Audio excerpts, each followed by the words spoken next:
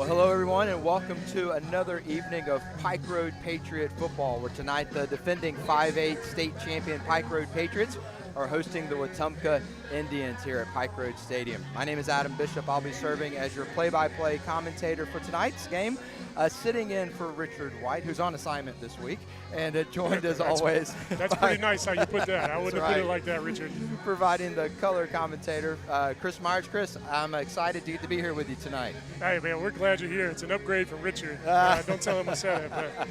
Well, you guys have done a fantastic job the first 2 weeks, and you know, Chris, it's pretty awesome, Chris, to think about all of the people who are tuning into this broadcast every week, literally from all over the world.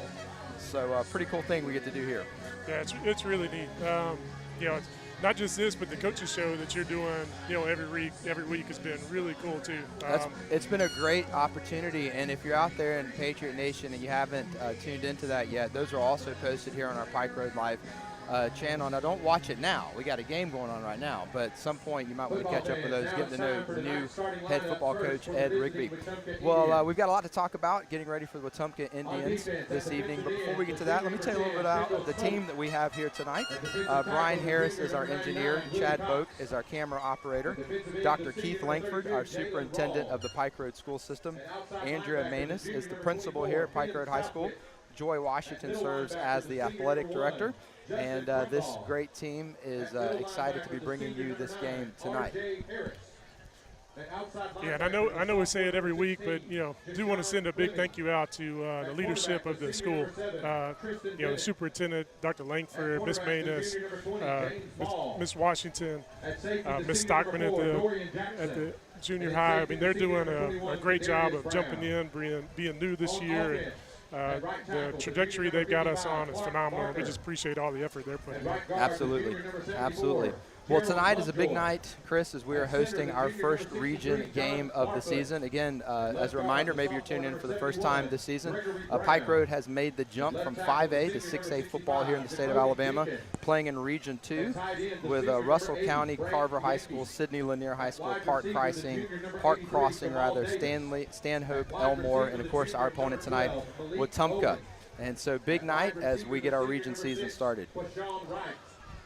Yeah, it's going to be an exciting night. You know, Wetumpka's coming in, and they've got a new coach, just like we do. They've got 2 wins under their belt so far. They're 2-0, and sure they're feeling pretty confident coming in. And you know, I feel pretty confident about where we're at. We've played 2 really tough opponents.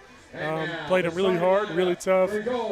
Didn't go how we wanted it to go, but I'm very confident they're going to come out here and perform. They've gotten better each game. I fully expect to see that, you know, continuation.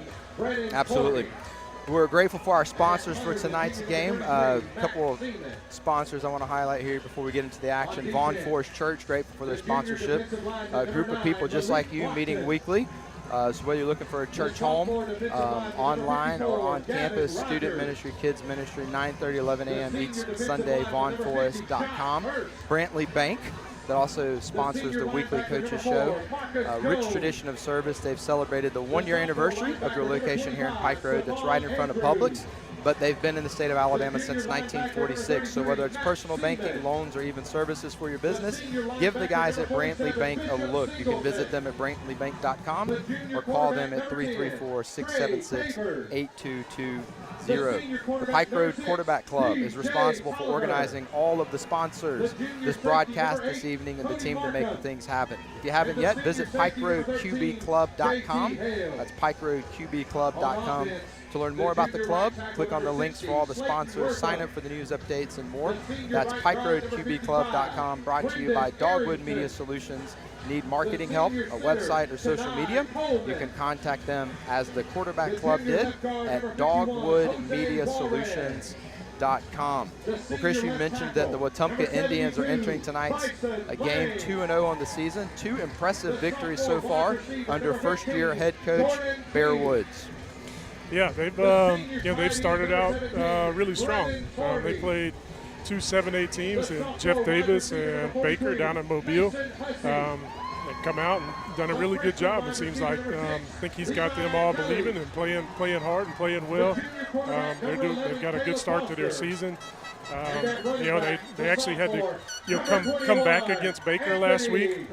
Baker jumped up early and kind of stayed on top until towards the end of the game. Then they showed a lot of resolve, and Baker was going in to score. It was 21-7. Baker was going in to score, and they were on about the 3-yard line. And Wetumpka caused them to fumble, and picked up the fumble and took it 90-something yards to get the game to 21-14. So, they're gonna be fighting just like we are. And we'll ask that you remain standing for the playing of the national anthem, which is played tonight by the Pike Road High School Patriots Marching Band. Dear Lord, thank you for bringing us all out tonight to glorify you. Bless tonight's game, our opponent, our team, and all fans. Thank you for allowing us to compete, and may all play hard and keep all free from injury. In Jesus' name I pray, amen.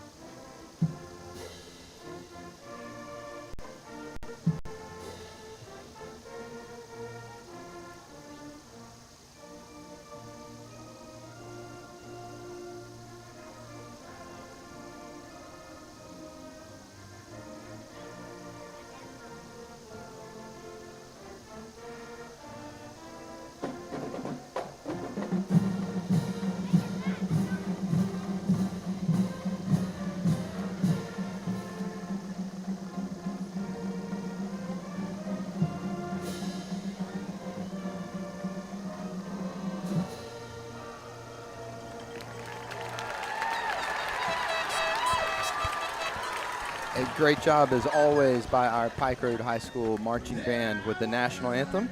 So Chris introduced you to the Wetumpka Indians from a record perspective, entering tonight 2-0. Let me give you the starting lineups for Wetumpka, the visiting team. At quarterback number 2, Nathan Rogers. I'm giving you the offensive starters here. At running back number 5, Michael Billiard. Number 11, wide receiver, Jamarion Thrasher. Number 6, wide receiver, Quayshawn Wright. Number 12, wide receiver, Malik Owens.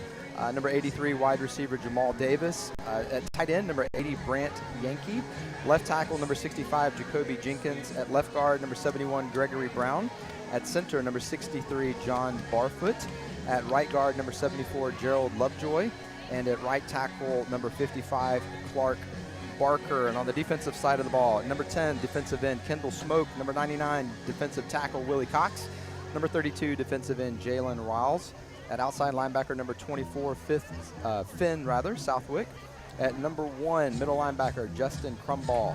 Number 9, also playing at linebacker, R.J. Harris. At outside linebacker, number 16, Jushawn Fleming.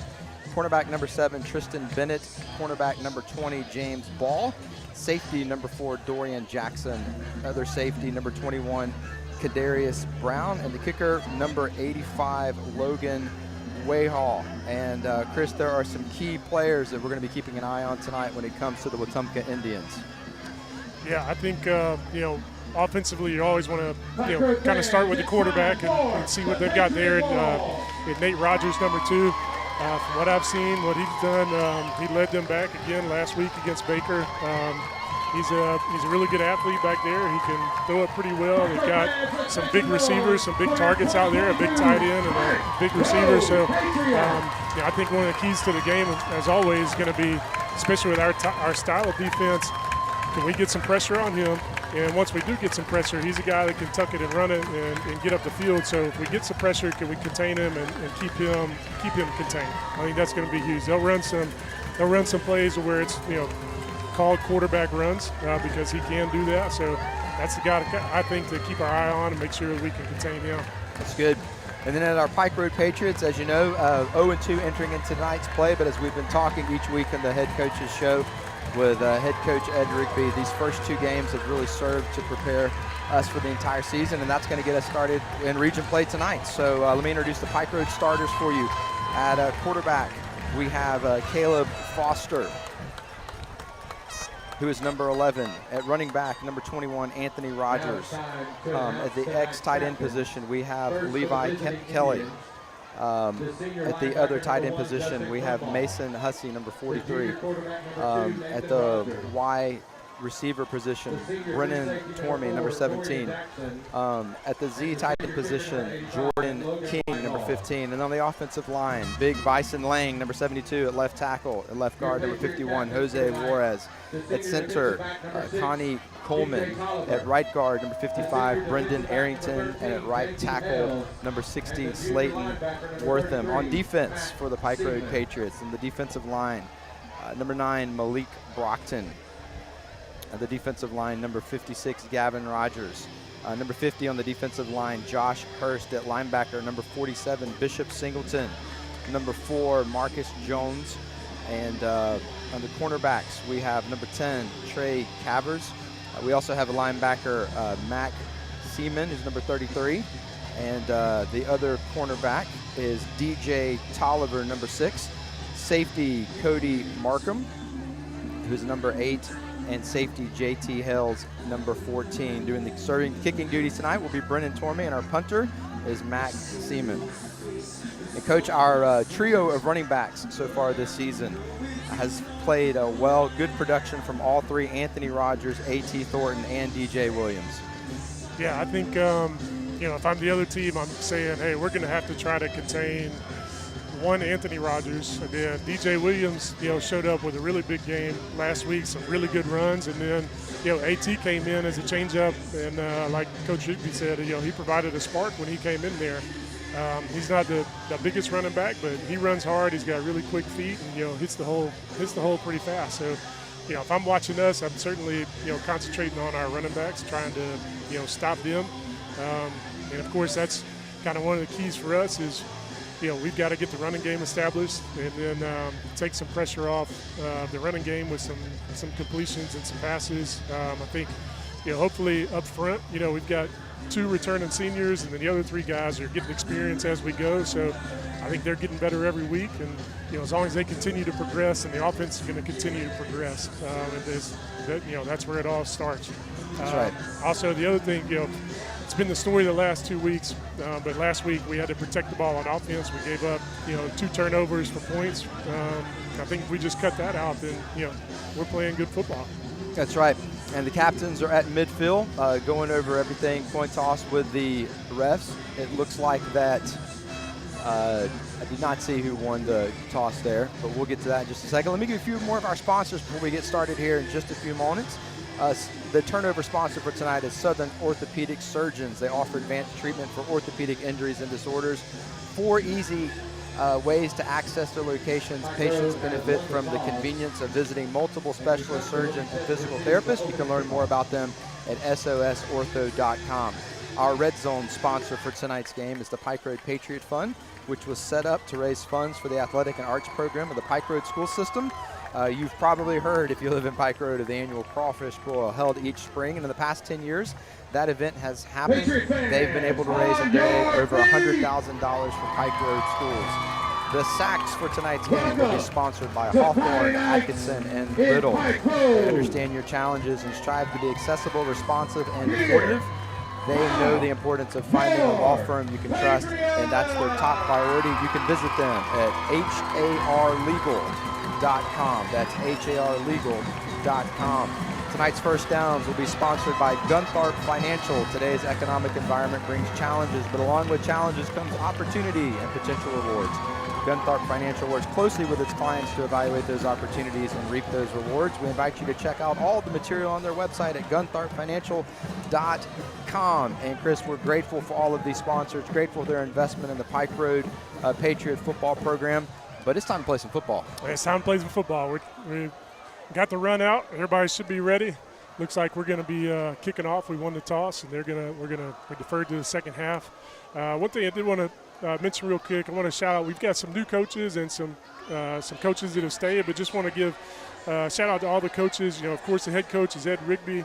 The offensive staff, you got offense coordinator Barry Loyal. Offensive line coach is Mike Atkins, as well as Coach Jake Major. Running backs is Brooks Boyd, wide receiver Josh Clark and Doug Jones. On the defensive staff, the coordinator is Bobby Hudson. Defensive line is Jeremy Vines. Linebackers, Chris Boykin. Defensive backs, Anthony Davis, otherwise known as Coach Amp. Outside linebacker, Alan Manus. And Coach Threadgill is on the video for us. So that's a good lineup. Let's get some new coaches with some coaches that have been here, and I think they're gelling well and, got these kids going in the direction they need to go. So I'm excited about tonight. Absolutely. Grateful for all the investment these coaches do every day, getting these young men prepared, not just for Friday nights, but for life in general as well. But it is Friday night, and we are under the lights here in Pike Road, Alabama, for our first region game of the year. Number 17, Brennan Tormey, is going to be kicking us off here in just a minute. And we've got two back to receive for Wetumpka, number 88 and number 19, I believe that is. And we are underway. All right, here we go. Looks like we've got a flag on the first play of the game. And before we find out exactly what happened, since Richard White is not here tonight, I say anybody after the game wants to go over to his house and have a good party, then, hey, it's wide open. I think that is a fantastic suggestion, Chris. Good job. So we'll be sharing his home address later in tonight's broadcast to make sure there's no confusion on that. You're welcome, Richard. Richard, we love you. You do a fantastic job every week.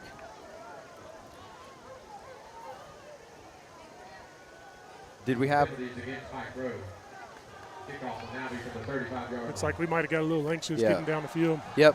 One of our guys heading downfield to make a tackle got a little ahead of the kick. So we're going to back it up and do it again. I like it, though. I got a good buddy that says you'd rather tell him whoa than go. That's exactly right. Rather have to hose him down than fire him up, Coach. Here we go. Number 17, Brendan Tormey with the kick. All right, here we go. Number 11 from Wetumpka takes it about the 12-yard line, comes right up the middle. He's going to the sideline. One man to beat, but we got him there on the sideline, far side of the field. Number 17, the kicker, with the tackle. And our defense comes out on the field. Wetumpka is going to start their first drive of the evening with excellent field position. Looks like we're going to mark it at about the 43-yard line. Tonight's first quarter is brought to you by Shaw Technology. Shaw Technology is the superior option for managing your network. They have your IT and communications requirements covered. Ready to enhance your business communication services? Visit them at shawtechnology.com to schedule a consultation.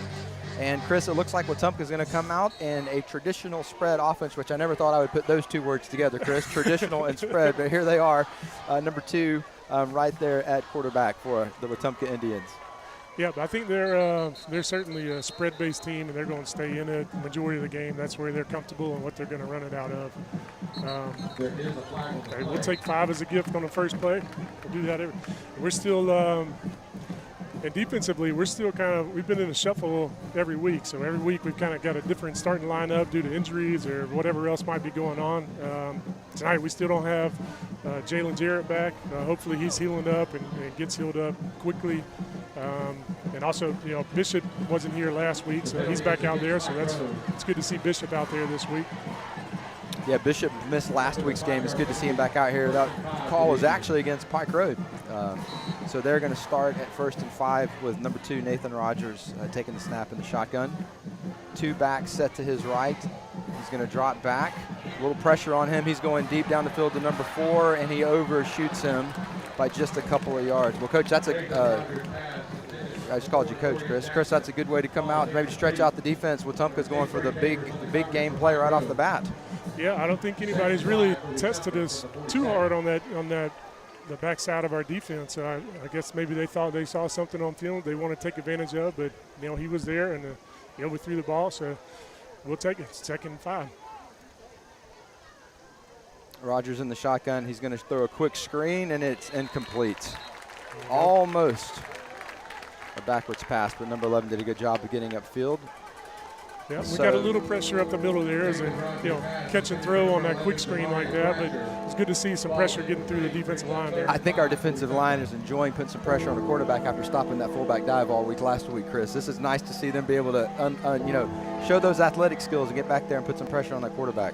You're 100% correct. I don't think there's a happier group on the field tonight than the defensive line after getting cut all last week every play. Got Rogers, number 11 is in motion. He's going to roll out to his right, looking downfield. He's going to go deep again to number 6. Number 8's in front, and it's an incomplete pass. Number 8 on our defense undercut the route there. That's Cody Markham, and it did fall incomplete. Going for Quayshawn Wright, number 6, and that's a good stop the first drive, especially after that penalty, giving them a short yardage. I was a little surprised there, Chris, that they went with 3 straight passes when they only needed 5 yards to get a first down, but hey, we'll take it. Hey, we'll take it. You're exactly right. You got 1st and 5, and you go for 3 passes. That's, to me, that says maybe they think they saw something on film that maybe they can take advantage of, but we were pretty sound in coverage on all those plays. So number 6 going to let the ball go out of bounds. We'll see where they spot it. Looks like about the 28-yard line. And our Pike Road Patriots will come out on the field for their first offensive possession of the night.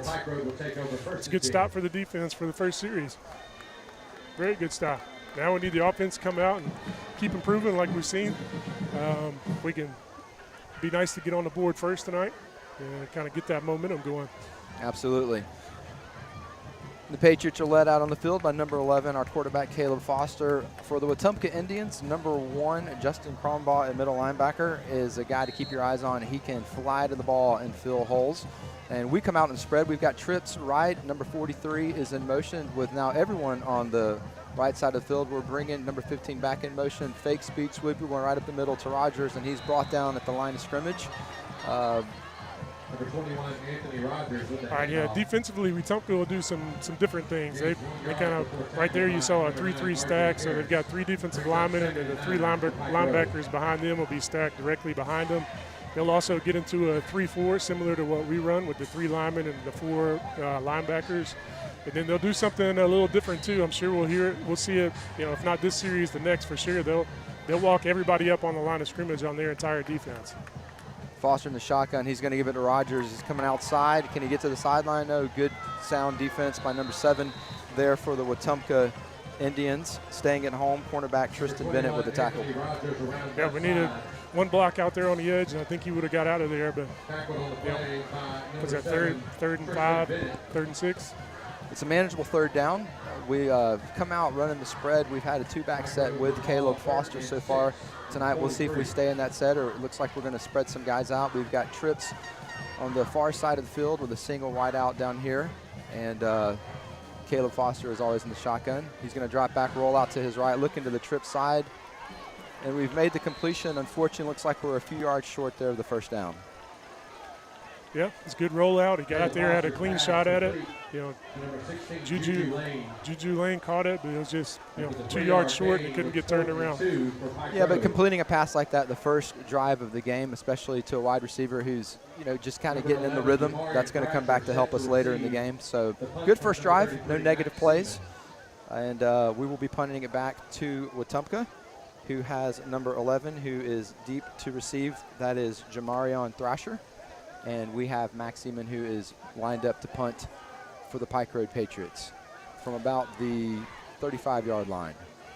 Yeah, and offensively, it's kind of a similar story, with the skill positions, except for the running backs as the offensive line. We've got, Brendan Tormey's a senior, but we've got a freshman and Levi starting, and then Jordan King and Juju are the next 2 receivers, and they're both sophomores, so we're pretty young out there too, and they're gaining experience and confidence every game also. The 26-yard line, where Wetumpka will take over 1st and 10. So Wetumpka is going to be taking over from the 26-yard line. It'll be interesting to see if they come back out and stick with the pass, or if they go to some run plays here in their 2nd possession of the season, rather 2nd possession of this evening. Nathan Rogers back at quarterback. He's in the shotgun with 2 backs set to his right. We've got 2 receivers on the near side of the field. And the quarterback's going to keep the ball, go to the left, a little bit of a counter step, open that up. He's hit the sideline, and he is going to take that to the house. Chris, that was a quick counter step to the right, and he went right back to his left, and he was gone. Yep, he was gone. He went to the boundary. That was a designated quarterback run the entire way. Looked like they might have pulled an offensive lineman over there. It could have been a quarterback counter, quarterback power, but ran into the boundary and had a nice little hole over there, and once he got out, he got out. We've seen him take off on film too. He can run once he gets out there.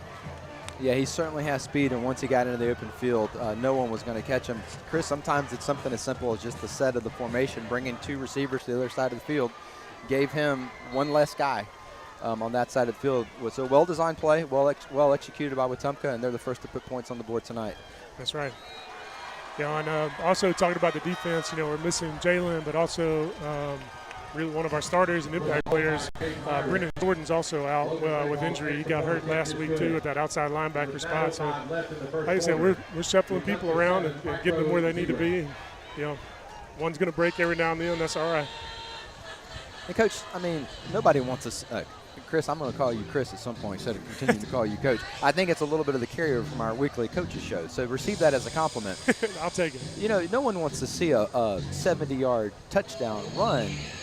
But it's one play. It's not a 12-play drive that wears you down physically. They got the points on the board. We're going to get the ball right back. That's right. So, it happened. But I'd rather this happen with 9 minutes to go in the first quarter than 9 minutes to go in the fourth quarter. So we'll see how our guys bounce back. One of the things I love about this team is their resiliency. They don't get down on themselves. They come right back. And I expect nothing less from the Patriots with the score that the Indians just put on the board. Like you said, what you can do with one play, it would be one thing if you're just sitting there watching them grind like we did last week, dive after dive after dive. But, something's going to break every now and then. It's high school football. And I got absolute confidence that this team is not going to be, shutting down by any chance. Kick into the end zone, so that'll come out of the end zone. And for those of you not familiar with the rules of high school football, if the kick goes into the end zone, the players don't have the option to return it. So that is the kicker's goal, and he did a good job executing that. So we'll come back out on the field. A good first series for the Patriots, but did not pick up the first down. So we'll see if we can change that with the second series of the game. We'll see if they come out back in our spread formation, or if we go to something we saw week 1 with a little bit more of a bunched formation. It's like we're going with that split back set with Anthony and DJ Williams in the backfield now. Caleb Foster at quarterback. And we have a flag on the play. Looks like we had encroachment, maybe lined up offside on the defense. I think that was the initial signal. Nope, that is my mistake. We actually had false start on the offensive line. Looks like we tried to shift right there, and maybe somebody went towards the line of scrimmage. I'm not sure what happened, but. Yeah, I'm not so sure the refs are on the same page with that. I saw a signal of encroachment down here on the sideline, and Coach Rigby saw the same thing. Here we go. Now we're moving it in the right direction. I was trying to give the referees the benefit of the doubt, but. Coach Rigby does a good job. He's respectful of the referees, but he's been coaching football for 31 years, so he knows the game. He understands what happened there. And my guess, Chris, is that was by design. That motion was intended to draw the offside penalty. It did just that. And now we're starting off with 1st and 5. We'll see if we can take advantage of that. I like it. Come back out in that bunch formation. Here's that defense I was talking about. They're going to come line up. Now, we're in that bunch, but they're going to come line up everybody on the line of scrimmage. I think we had a fumble on the play.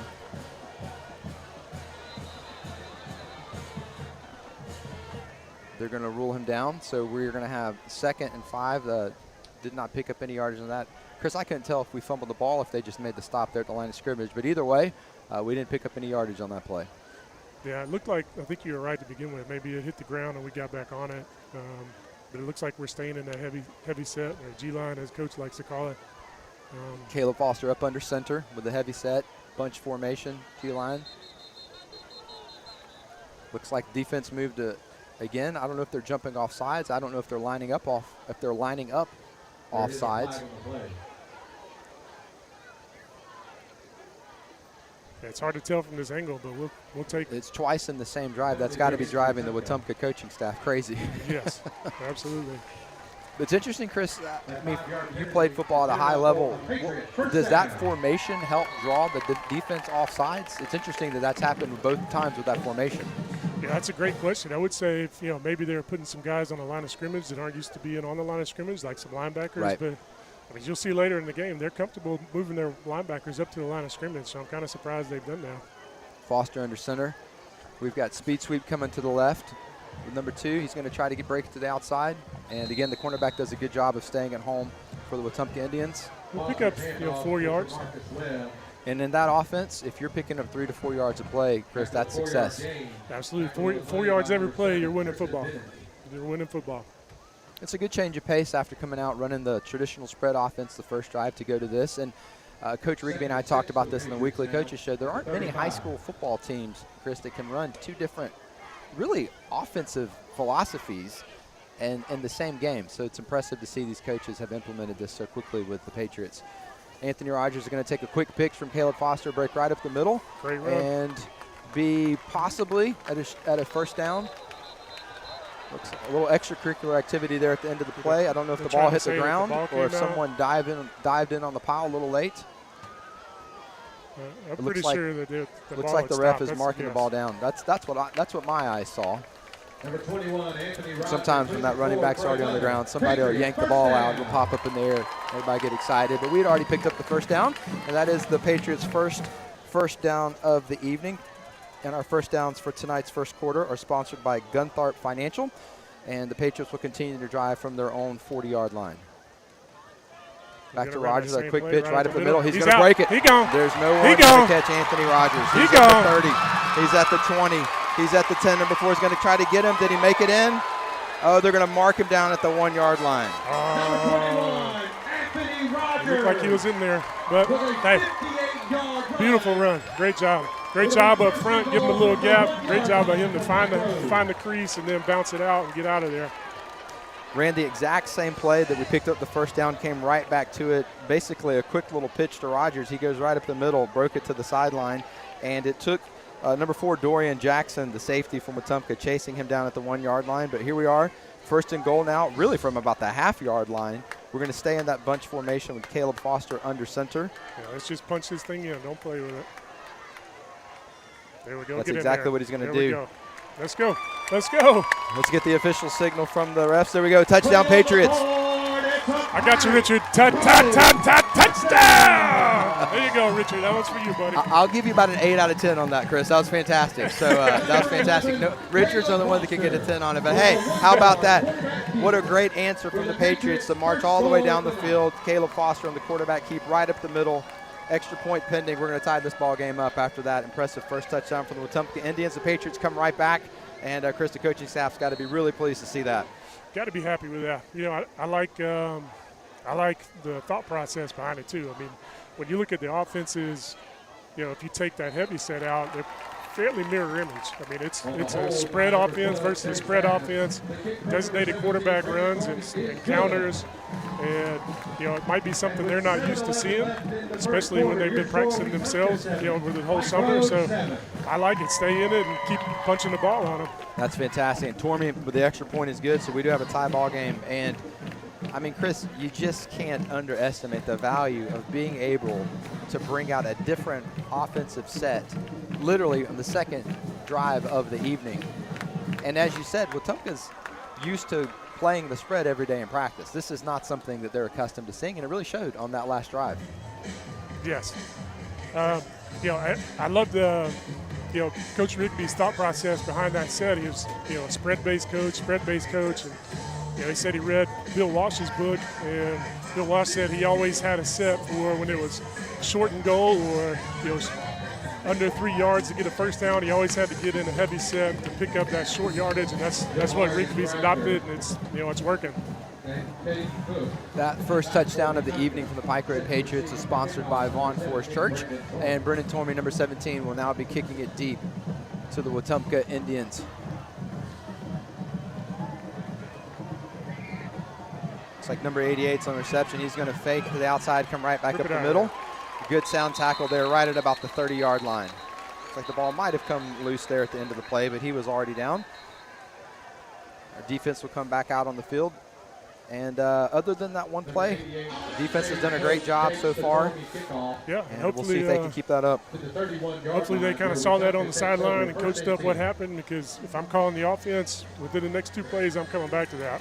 Right, that's exactly right. And we're going to have to show that we can stop it just the same way they're going to have to show they can stop Rogers on that run right up the middle. That's exactly right. So this is a little bit of, okay, we've got 4 receivers quads to the field. This has got to be a quick screen to the far end of the field with some blockers in front of them. Running back goes in motion to the right, number 5. He's going to hand it to him. He's going to cut back away from the. And Chris, I guess the thought process on that play is if he meets one man, there's no one else out here to make the tackle. That's it. I think kind of what you said earlier, just based off alignment and formation, they're trying to get as many guys to the field and then, attack the boundary. Hopefully they got numbers that way. It is nice to see the Buki's back out there at nose guard, number 7. He's been injured. Hopefully he can stay healthy and, work through it. That's a big addition for the Pike Road Patriots. Number 2 is going to stay on the keep, go up the middle. There we go. And, nice stop. Basically shut that down right at the line of scrimmage. Nice stop. We weren't sure if we would see number 7, Jalen Jarrett, affectionately known as Buki, tonight, but he did come in for one play. He's coming back off. Looks like he's going to be in the rotation tonight, Chris. That's a good sign. That's a good sign. I just hope he stays healthy and gets 100%. Coach He's 100%. He's a nightmare for offensive linemen. I can promise you that. Coach Reeby, I just read his lips, said, "You good?" And Buki gave him the head nod, so I think we're all right. Well, I know this. He wants to be out there. That's absolutely. For sure. Rogers is going to fake the handoff, roll to his right. He's got number 11, and he just overthrows him. Got good pressure on the quarterback there. Brought the linebackers. And who was that? Stephon Andrews. Yeah, Stephon got there, and his pressure is what threw the whole timing of that play off. Stephon's had a great season so far. It's good to see him in the backfield again. He has. He stepped up last week, starting as a sophomore, and played really well against that hard-nosed offense to stop. His job was to dive and did a good job of it, the whole game, just constantly going at him. And, he's a good young player, that's for sure. You don't see many sophomores making plays at linebacker at this level of competition. So, fantastic football player. DJ Tolliver, number 6, is back deep to receive the punt. We got some pressure on it. I think you got a finger on that punt. There you go. Was that number 8? That's Cody Markham. Cody Markham. Good job, Cody Markham. Great effort. Yeah, you could tell just the flight of that ball definitely changed. Cody put pressure. Chris, that's not the easiest thing to do, to get back there, put your hand on the ball, and not touch the punter. That's a skill. Yes. Well executed. Yeah, especially in high school, a lot of times you're going to see those guys running into the punter, to your point.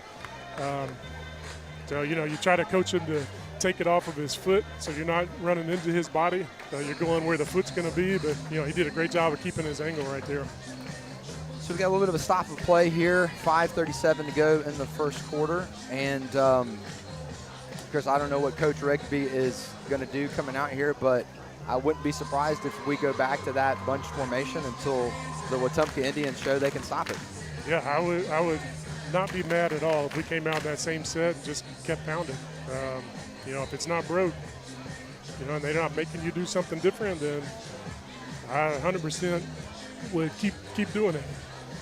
And certainly all of Pike Road Nation knows about Anthony Rogers, number 21, the sophomore running back, coming off a phenomenal freshman season, just had that long run. But what a luxury to have 2 other backs that he can share time with A.T. Thornton, number 22, DJ Williams, number 23. Coach, Chris, these guys are fresh. They haven't even really gotten into the action yet. I see A.T.'s out there on the field with Anthony as we come back out on the field to get this next drive started. That's right. It looks like we might be in that. We're either going to be in the split back or that heavy set. We're going to stay heavy. We're going to stay heavy. I like it. I do too. I think it's definitely the right call. We've got Rogers sitting there at a wing back. Caleb Foster under center. Rogers with a little step. It looks like he might be pulling up to pass the ball. We're going to A.T. It was there. Oh, man, it was there.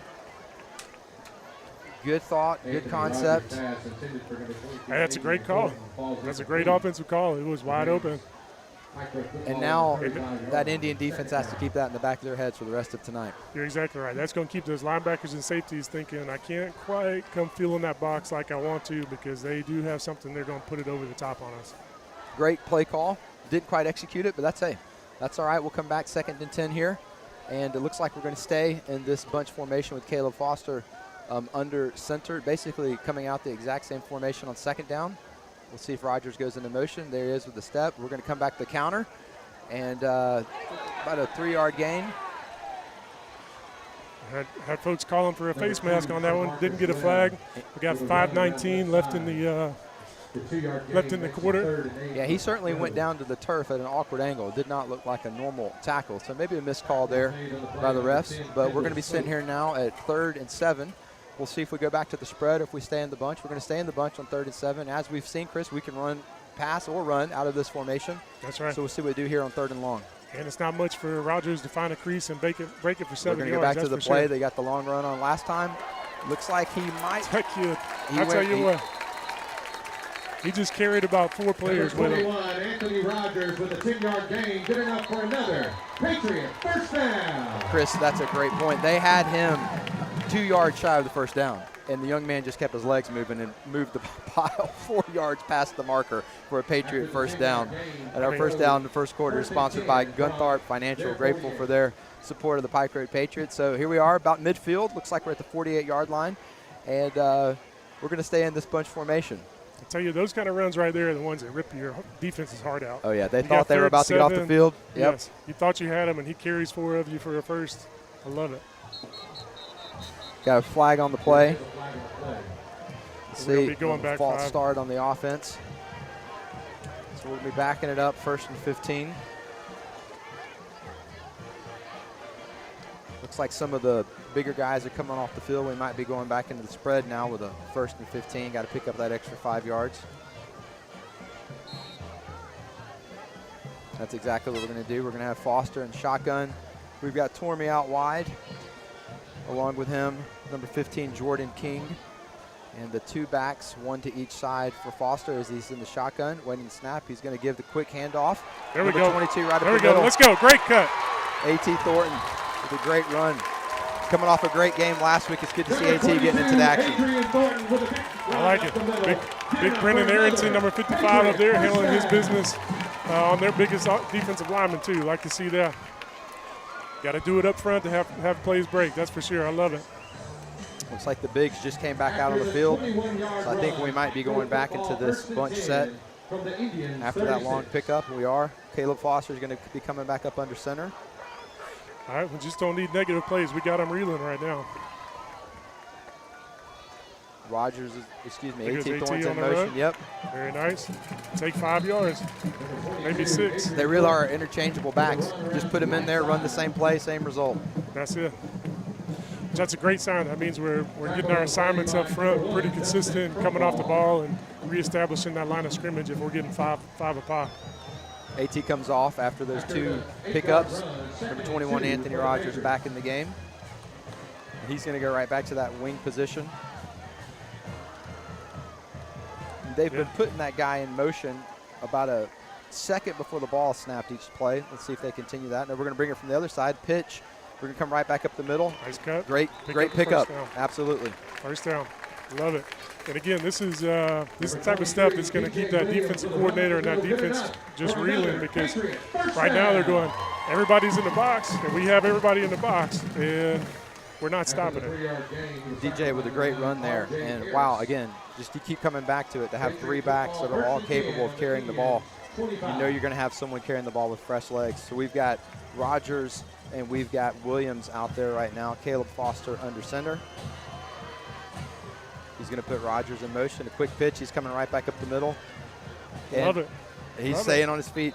He does not go down on first contact, Chris. I love that about that young man. And there is a very, very rare occasion that you will ever see him go backwards once he's getting tackled. He's going to get you an extra yard or 2. You're exactly right. It's what we talked about, Chris. Until they can stop it, just keep going back to the same play. Keep hammering. And then eventually, again, we're going to go to a pass, and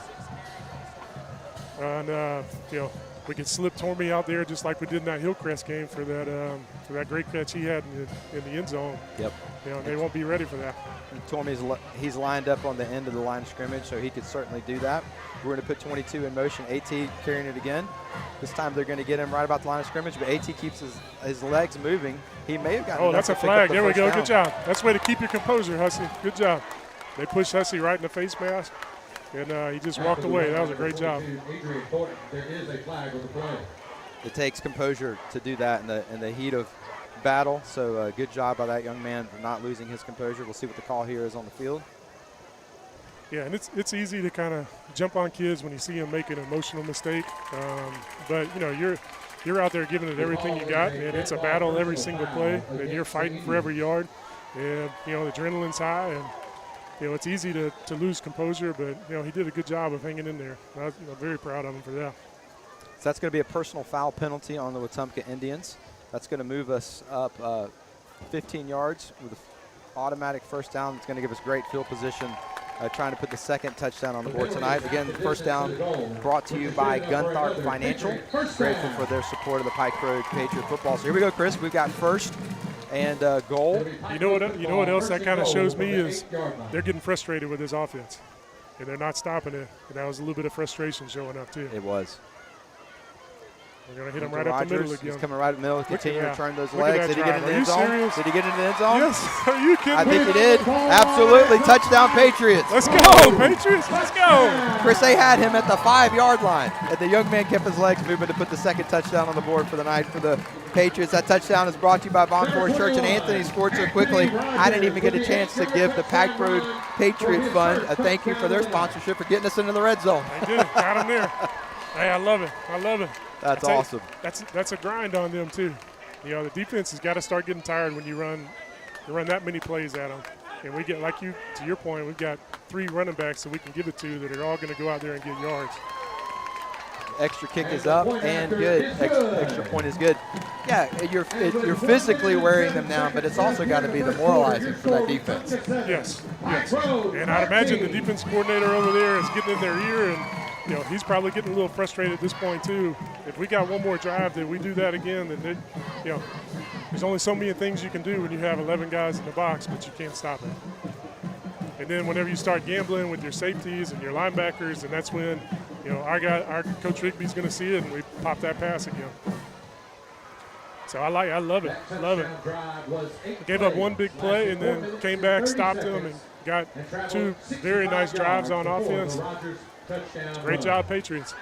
8 plays, 65 yards, took 4.5 minutes off the clock. Our score with 1:07 to go in the first quarter is the Patriots 14, the Indians 7. And we're going to be kicking it back off to the Indians. We've got number 11, number 88 back for the Indians to receive the kickoff. And hopefully we can pin them in, keep them from getting the ball out past the 20, set our defense up well for this next drive from Wetumpka. So here we go. Brendan Tormey giving his teammates a signal.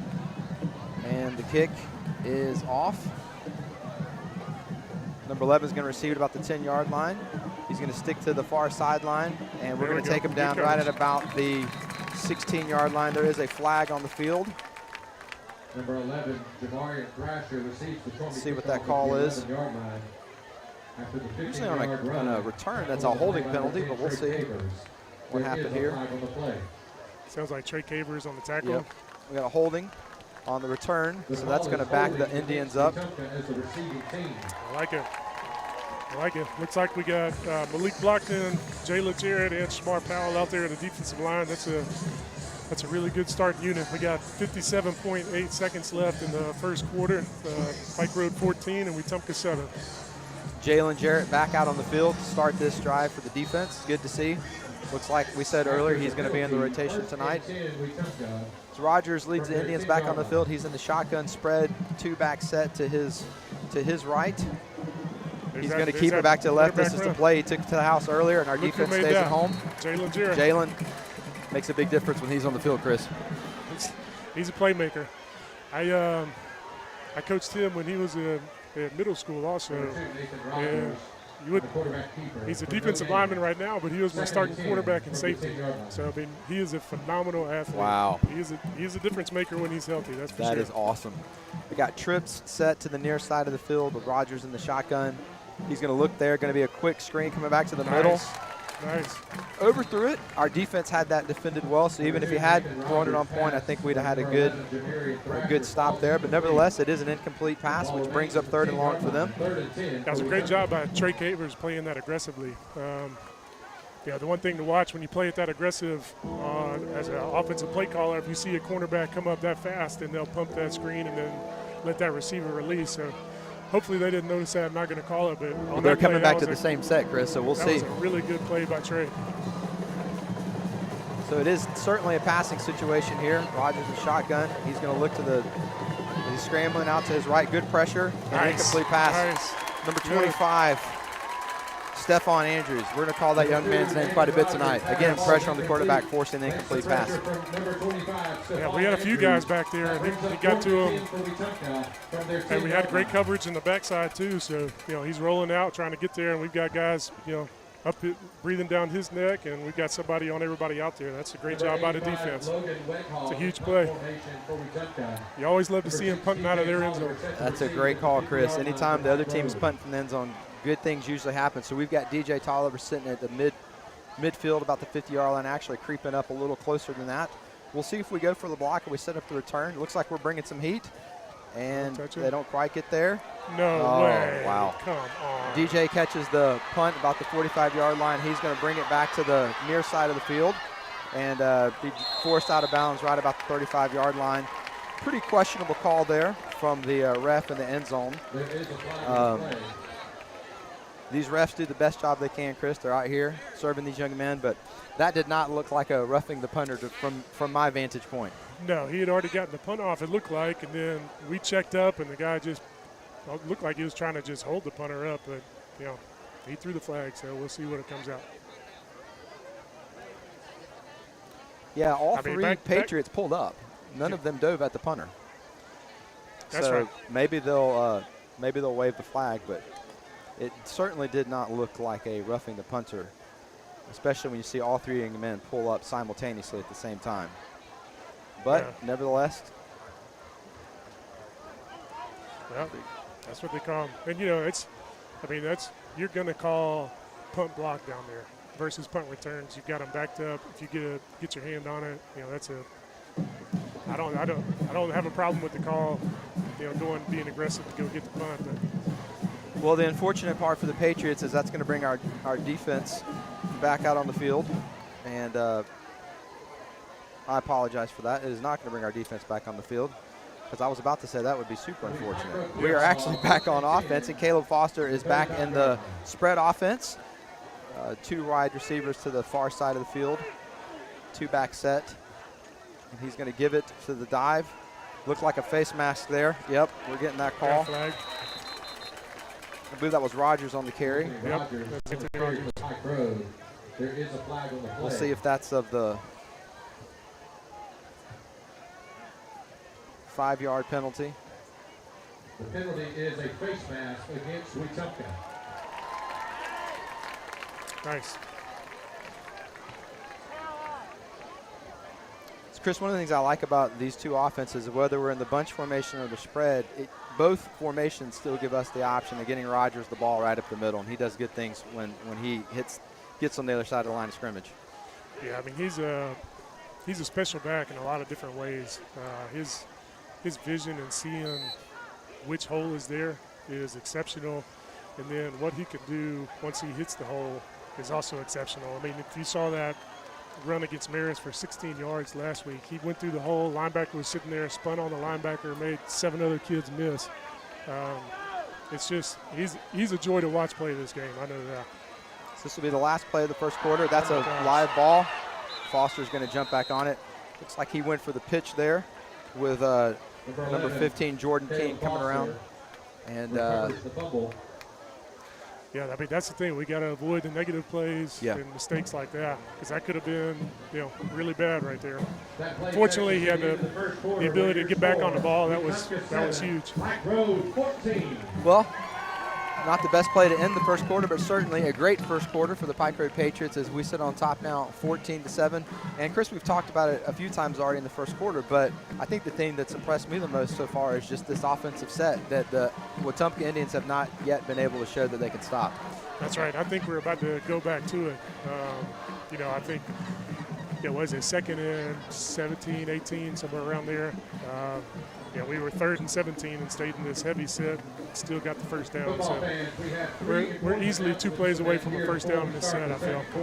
So our second quarter tonight is brought to you by Legacy Advisors. Legacy Advisors, Inc. was founded with the goal of assisting its clients in every aspect of their financial lives. They provide the most personal service available and strive to help create financial stability and security for each client. They'll be here in Pike Road off Chantilly in just the next few weeks. So learn more about Drew and the team at LegacyAdvisorsOnline.com. That's LegacyAdvisorsOnline.com. Speaking of Anthony Rogers, so far in the first quarter, he's got 8 carries for 95 yards. So he's 5 yards away from 100 yards rushing in the first quarter. Chris, I believe the word for that is production. I would say that's very efficient production. Wow. we're very pleased to announce that the local Waffle House will stay open until midnight tonight. Well, the Pike Road community just got a little fired up with that announcement, Chris, and it has nothing to do with the Patriots. The Pike Road Waffle House is staying open late tonight. The community of Pike Road is fired up to hear that.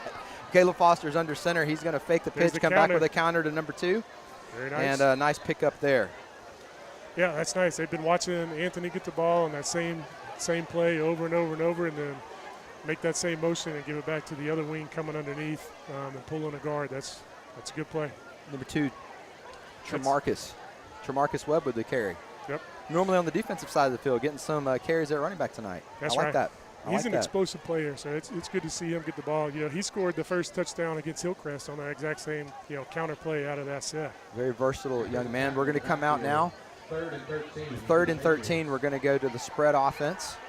Spread set with Rogers right beside Caleb Foster. He's going to put his wide out in motion. He's going to fake the speed sweep, drop back, and looking downfield, Brendan Tormey is wide open in the middle of the field. Yes, sir. Touchdown. Here we go. Let's go. What a well-designed play, Chris. Fake the speed sweep. Brendan released right in the middle of the field. There was nobody around him. Touchdown, Patriots. I love it. Hey, that's what happens when you start pounding them in the face and driving the ball. They get anxious, want to get in that box, and you hit them over the top. Great call. You told us to look for that in the first quarter, Chris, and there it was. You just keep doing that over and over, and here we know, knowing we've got this weapon, this gigantic wide receiver that a DB sees coming in their way. Now, there were no DBs that saw him coming their way on that play because he was wide open. But what a fantastic play design and well executed because, Chris, you still got to catch the ball. And the young man did a great job doing that. And he's going to kick the extra point. How many wide receivers do you see that can do that? Score the touchdown and kick the extra point. What a gifted football player. Yes. That's he's one of those guys that I think's been under the radar for the next level also. He's played in, some smaller football, and he's a Pike Road resident and decided to come to Pike Road this year, and he's done a great job kind of getting adjusted, and I think he's another one of those players that's going to keep getting more comfortable as the season goes on with seeing this type of competition. And we talk about playing 2 tough opponents up front. That's the type of kid that is really benefiting from those games right now because it's starting to slow down for him. He's getting more comfortable, and he's going to be making more plays as the season goes on. I love it. Absolutely. That touchdown is brought to you by Vaughn Forest Church. And the score with 11:03 to go in the second quarter is the Pike Road Patriots 21, Wetumpka Indians number 7. So we'll see what these Wetumpka Indians do. Chris, they've already come back twice this year. This is nothing new for them. They're not going to roll over. These young men are going to come back. They've been in this situation before, and I have no doubt that they're going to come back and continue to fight because that's what they've done so far this season, coming in here tonight with a 2-0 record. Yeah, exactly. Baker last week had them 21-7, the same score. Same score. In the third or fourth quarter, and they came back and won it in the end. So we still got a lot of football to play. And, what I like is we're getting at them pretty good right now. Number 11 from the Indians got the ball at about the 5-yard line with a nice return, brings it out to about the 33, 34-yard line. Going to give the Indians good field position to start their next offensive drive. On the 6-yard line. I tell you what else is nice about Tormey kicking is it's nice to have a kicker that can also make a tackle if it does break. That's exactly right, and he's done that already. Yep. He's done that a couple times this evening. So we'll come back out on defense. It's good to see. We keep coming back to it, Pike Road Nation, but Jalen Jarrett getting hurt. Chris, it was early on in the first game of the year. Yeah, he literally got hurt the first play of Hillcrest. First play. So we haven't had him. So it's good to see him back out there. And I would venture to say he's still not 100%, but he's playing well. He is. Rogers in the shotgun. He's going to put number 11 in motion. He's going to look maybe for that. No, he's going to hand it to the back right up the middle. That was Malik blocked in, and Max Seaman and Jalen Jarrett on the tackle right there. It's a way to collapse that hole. 1-yard gain. Tackle on the play by number 9, Malik blocked. Looked like he might have had that wide out in a wheel route, so the coaches may come back to that later for Wetumpka, but he gave it right up the middle. Our guys did a great job. That's just tough now football. You're making a play on the defensive line. Rogers is going to roll out to his right. He's looking deep down the field. He's going to actually pull the ball up now and keep it. And we'll see if Max Seaman over there, number 33, forces him out of bounds. Oh, come on. Not sure what the penalty could have been. It looked like Mac was still in bounds when he made a great defensive play to get him out of bounds, just short of the first down marker. That's a tough call when the running back's, trying to tight walk, to pick up more yards on the sidelines there. And then as a defensive player, you can't just let him run. So I don't know. It is the far side of the field. We can't see the young man's feet. He may have already stepped out of bounds. These refs are doing the best they can to keep these young men safe. You can't fault Mac. He's going full speed, like you said. You can't pull up there at the last minute. Looked like a good football play from here. But, hey, we'll see what our defense is going to do.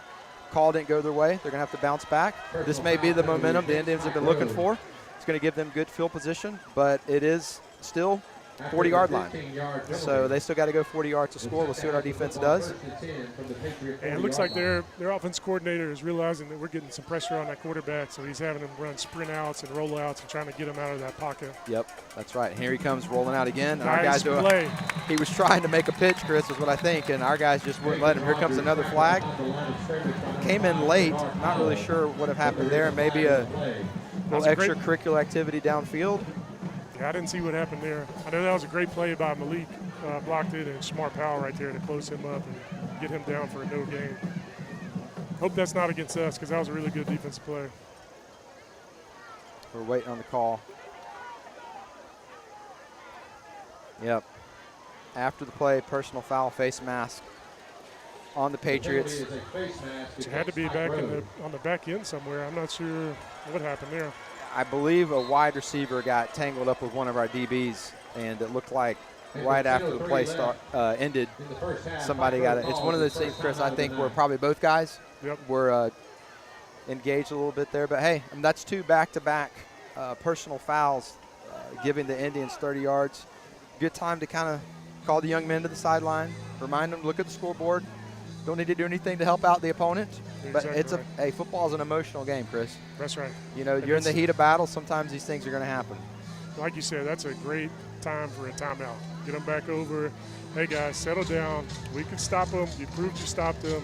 Don't give them anything else. We're gifting them yards, and we can't do that. Calm down. Just play sound football, and we're going to come out of here and stop them. So great job by Rigby on calling that one and getting them over there. So that where we are now is the Indians are at the, it's like 28-yard line. It's going to be 1st and 10. We've got 10:03 to go here in the second quarter, which again is brought to you tonight by Legacy Advisors. You can find out more about Legacy Advisors at legacyadvisorsonline.com. That's legacyadvisorsonline.com. Looks like the ref is calling all the young men to the middle of the field, giving them a good reminder about what we just got done talking about, Chris, and that's good leadership on his part. Yep, both teams are out here trying to win. Nothing's been done that's dirty. It's just aggressive football players, but it's good to help remind these young men to keep their composure. So here we go, back to action. Rodgers in the shotgun, single back. He's going to give him. He's going to try to get to the outside, and our defensive line once again does a fantastic job of staying at home. Looks like Malik again. Yeah, that was a great job. I'm not sure who that outside linebacker was over there that kept containment, made him cut up to allow Malik to make that play following the play. So that was a great job by both of them. It's a great call, Chris, because if that linebacker doesn't keep contained, Malik can't make the tackle. And if my son Jacob Bishop is listening right now, Jacob, we talk about that a lot. You gotta keep it contained so your teammate can get the tackle. Good job by that young man. So Rodgers is looking to the sideline, and we've got sending the running back. He's off. Sending number 5 off the field. Looks like there might be an equipment malfunction. Yeah, so safety first, going to get him out of the game, get 28 back in the game. Rodgers is still in the shotgun, number 2. Looking to the sideline for the call. Got trips set to the near side of the field. They like to go to when they have trips, they've been going to the opposite side. He's going to come to this side of the field this time, rolling out. Looks like he's going to tuck it and keep it. He's got blockers in front of him, and lowers his head and picks up a good gain there on that play. Nathan Rodgers has already shown, Chris, tonight he's more than capable of tucking the ball and running. Yeah, he's a good running back, playing quarterback also, and you know he showed right there. You know he's a thick, good-sized kid. He's 6 foot, 195, 200 pounds. So when he gets moving and motoring, you know he's a load. He's not looking to take it out of bounds. He's going to pick up a couple of more yards. Yeah, he's trying to get some yardage there and send a message. And, you know, they got some really good blocks out in space right there on, you know, some cornerbacks and some outside linebackers. Everybody's on the far side of the field. Looks like a wheel route to number 5. He's got blockers in front of him, and we make a good play on the ball there. That's number 4, Marcus Jones. He's tracked him down from behind. Good play there by Jones. Yeah, it's a good break on the ball. with the tackle for Pike Road. And Chris, on that, you got a Wheelwright with the tailback. He's got 4 wide receivers in front of him to block. That's a tough play to make a tackle on. Our guy did a good job of tracking it down. Yeah, with that, the key was catching the ball and getting it out fast when he's out there behind those blockers, and, gives him a chance in space. It's a good play. So our defense got to buckle down here. They're in the red zone. It's second down. Looks like we're going to have a timeout on the field. So this will really be our first test from a short yardage perspective with our defense tonight, Chris. We'll have to see how they respond. Yeah, and, good news, bad news. We've done a good job really stopping their offense. We gifted them two penalties for 30 yards right there to give them some momentum on this drive. Yeah, you hate that. That's part of it. It is part of it. So we'll see how they come out. I'm sure they're going to come out and be trying to get some pressure. I'd be surprised if they don't get him out in space again on a rollout or sprint out. He seems to be been effective on that so far.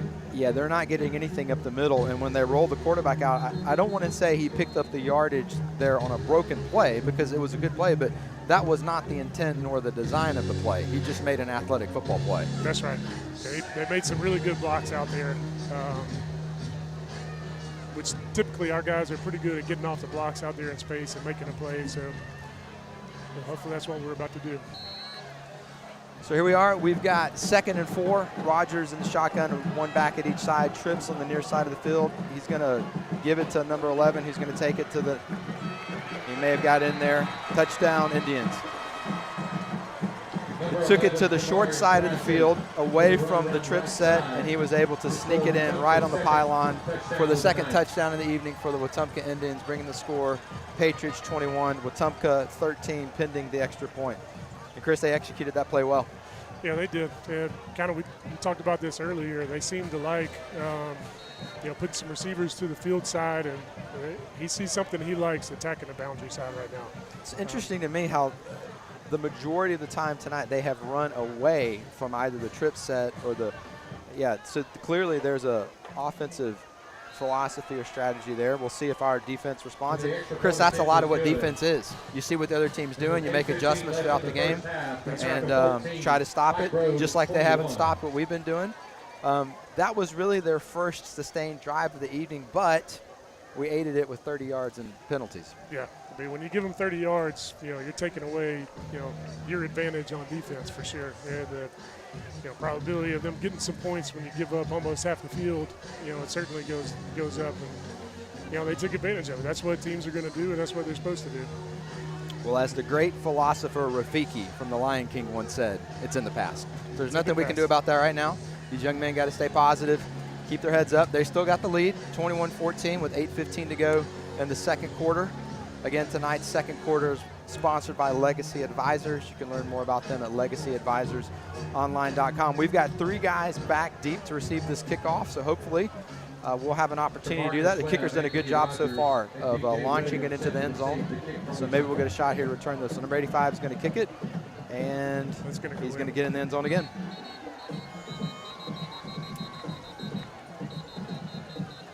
And the Logan Went Hall kick goes into the end zone. All right, so we got 8:15 left in the second quarter. Football, 1st and 10 from the 20. Be interested to see which set we come out in. Yeah, it will be. And this is a physical football team. I mean, there's definitely a lot of playing through the whistle going on tonight, Chris, even just then on that last kickoff. So these young men are going to have to continue to keep their composure and not react or respond. Yeah, they're going to have to be preaching that all night. I think, it's a physical game. I think both teams understand this is the first region game. There's a lot on the line, for, setting the stage for the rest of the season to come out and get a win tonight and send a message to the rest of the region. That's right. We're back out in the bunch formation with Caleb Foster under center, the 2 wing backs. Let's put one in motion. He's going to give the quick pitch. I believe that was Rogers on the carry. Rogers on the carry. It's that same play. He's coming in motion. They're pulling the tackle, or pulling the guard. He's following him up the middle and finding the crease and then keeping his legs running and get 9 yards out of it. Take 9 yards on a first down play every time. Yes. And again, their defense has been multiple on film with the 3-3 stack, a 3-4, and then where they bring everybody up, it looks like a pump block type of defense. And I think it's keeping them uncomfortable and not like it's not what they want to do. That's exactly right. Looks like we got enough there for the first down. Basically ran the exact same play again. And, Chris, you make a great point. When a team is used to having 3 down linemen, 3 linebackers, all of a sudden you're bringing more guys up the line of scrimmage. This is not something they're used to doing. No, which is great. And the other thing you like to see is, this is physical football. And everybody said, well, you're going from 5A to 6A, it's different. It's much more physical, and I like to see that, we're controlling the line of scrimmage right now with this set. Absolutely. There's another pitch. Rogers come right back up the middle. Oh, he almost broke that, Number 4 too. just made a touchdown-saving tackle at the 38-yard line. Because if he breaks that, he's gone. Yes, he did. But, hey, 6 yards. 6 yards. I'll watch this all night. Chris, the other thing that's great about this offense is just wearing that clock out. I mean, our last drive was 4.5 minutes, and here we go. Just continuing to watch the clock roll down. We're at 6:47 to go in the second quarter. Again, Pike Road up 21-14, and we're going to stay in that bunch formation. 2nd and 4. We got AT with the ball going around the site. Oh, he's got the first down. Very nice. Very nice. And it's still chippy. Everybody just needs to stay calm and keep playing. Thornton around left side to the 48-yard line. Yeah. Good enough for another Patriot first down. You make plays from the snap to the whistle and then let it go after that and line up and do it again. Because the defense is getting frustrated. Yes, they're getting very frustrated. They're going to get chippy. They've already shown that. So our guys have got to keep their composure and not give him anything free. We come back to AT. He's going to bring it back to others. That's actually that's Williams. DJ. Another good run. Another good run. Again, this is 7-8 yards to carry, Chris. Number 23, DJ Williams with the run up the middle. Tackled on the play after a 7-yard gain by number 1, Justin Frumball. 7-yard gain. We'll take it all the time. Stephon Andrews looks like he's entering the game on offense. Yep, looks like he's coming in from elite. They're going to rotate, our bigger bodies in with this package. Offense and defensive guys are involved in this set. So we got timeout on the field with 5:49 to go in the second quarter. Again, the Patriots up 21-14 on the Wetumpka Indians. And let's talk about the chippiness there. You played football at the highest level. So when a defense is getting frustrated, defense is a lot about emotion. It's a lot about staying fired up. Tell our audience, as an offensive player, when you say they got to keep their calm, they got to keep their composure, the defense is trying to get into those guys' skin. Yes, I mean, if they can get them frustrated and, with a little extra push at the end of the play, it's always the second guy usually that gets in trouble. So if you're, defensively and somebody's blocking you, your emotions run high and you push them. If the offensive guy responds, then typically the flag is going to be on the offensive guy if that's the way that the scenario goes. But again, And Wetumpka has not done anything dirty. No, These young men are playing great football. They're aggressive and they're physical. So nothing dirty, nothing cheap. But again, when you're playing aggressive and you get a little frustrated, our guys are going to have to keep their composure because they have not yet shown Wetumpka that they can stop this formation, which is why we continue to come out in it. So it's 2nd and 3, and we put our back in motion. We're going to fake the pitch to him come back with the counter. Got a back in front of him. Nice cut back. Marcus Webb. Nice wow. run. First run. The first hit and kept going. That's a fantastic run. Good job. With a big run around left side. Good enough for another. Yeah, first down. This hasn't been a dirty game. It's just been a very physical game. Emotions run high. We just had 2 penalties that gave them 30 yards. So. That's right. Gunthorpe Financial sponsors that last first down. And, Chris, I like out of that formation, you can keep running the same play and then all of a sudden fake the pitch, come back with the counter, and pick up all of his yards. So you may look at the formation and go, it's pretty simple. You can actually do quite a few things out of this formation.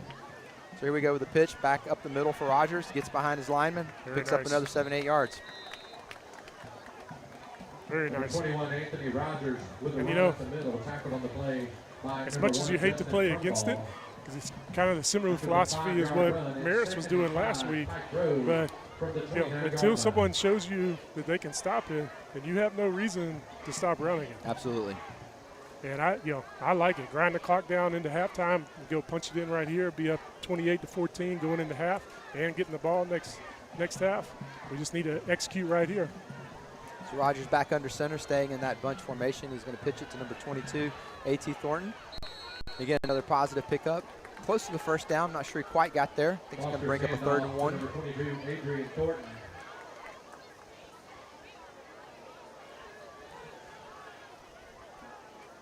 Yep. I like it. We're rotating guys in and keep them fresh up front.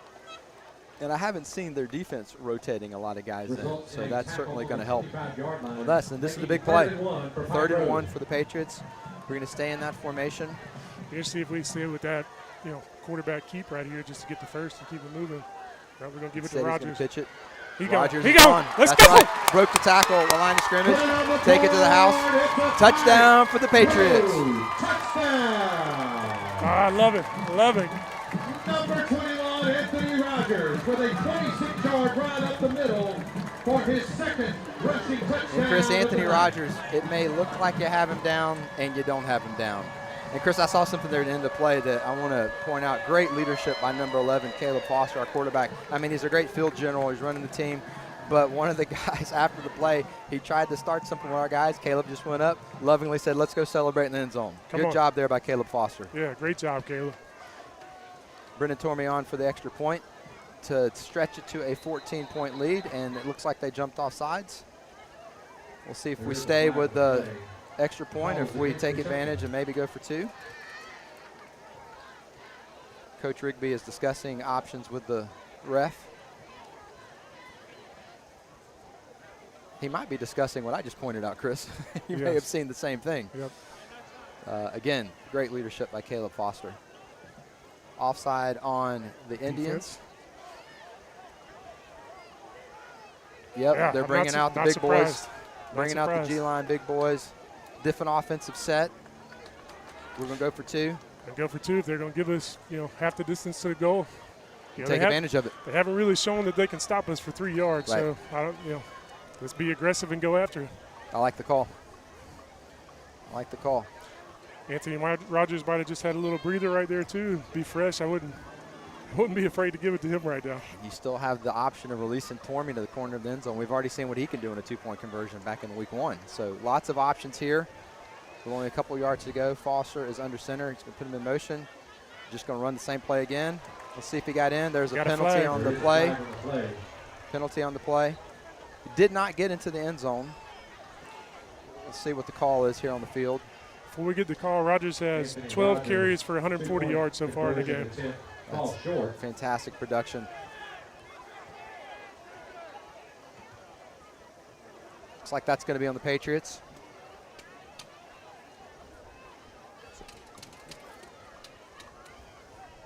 That's a chop block on the offense. Penalties declined.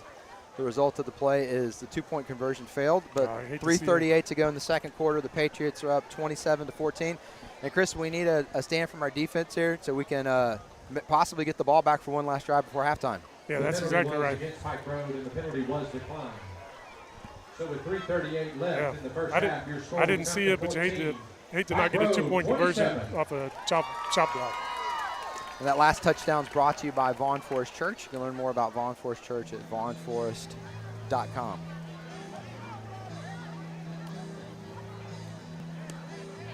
So here we go. This is going to start with making sure we cover the kickoff and getting them down and keeping them having to travel the whole field.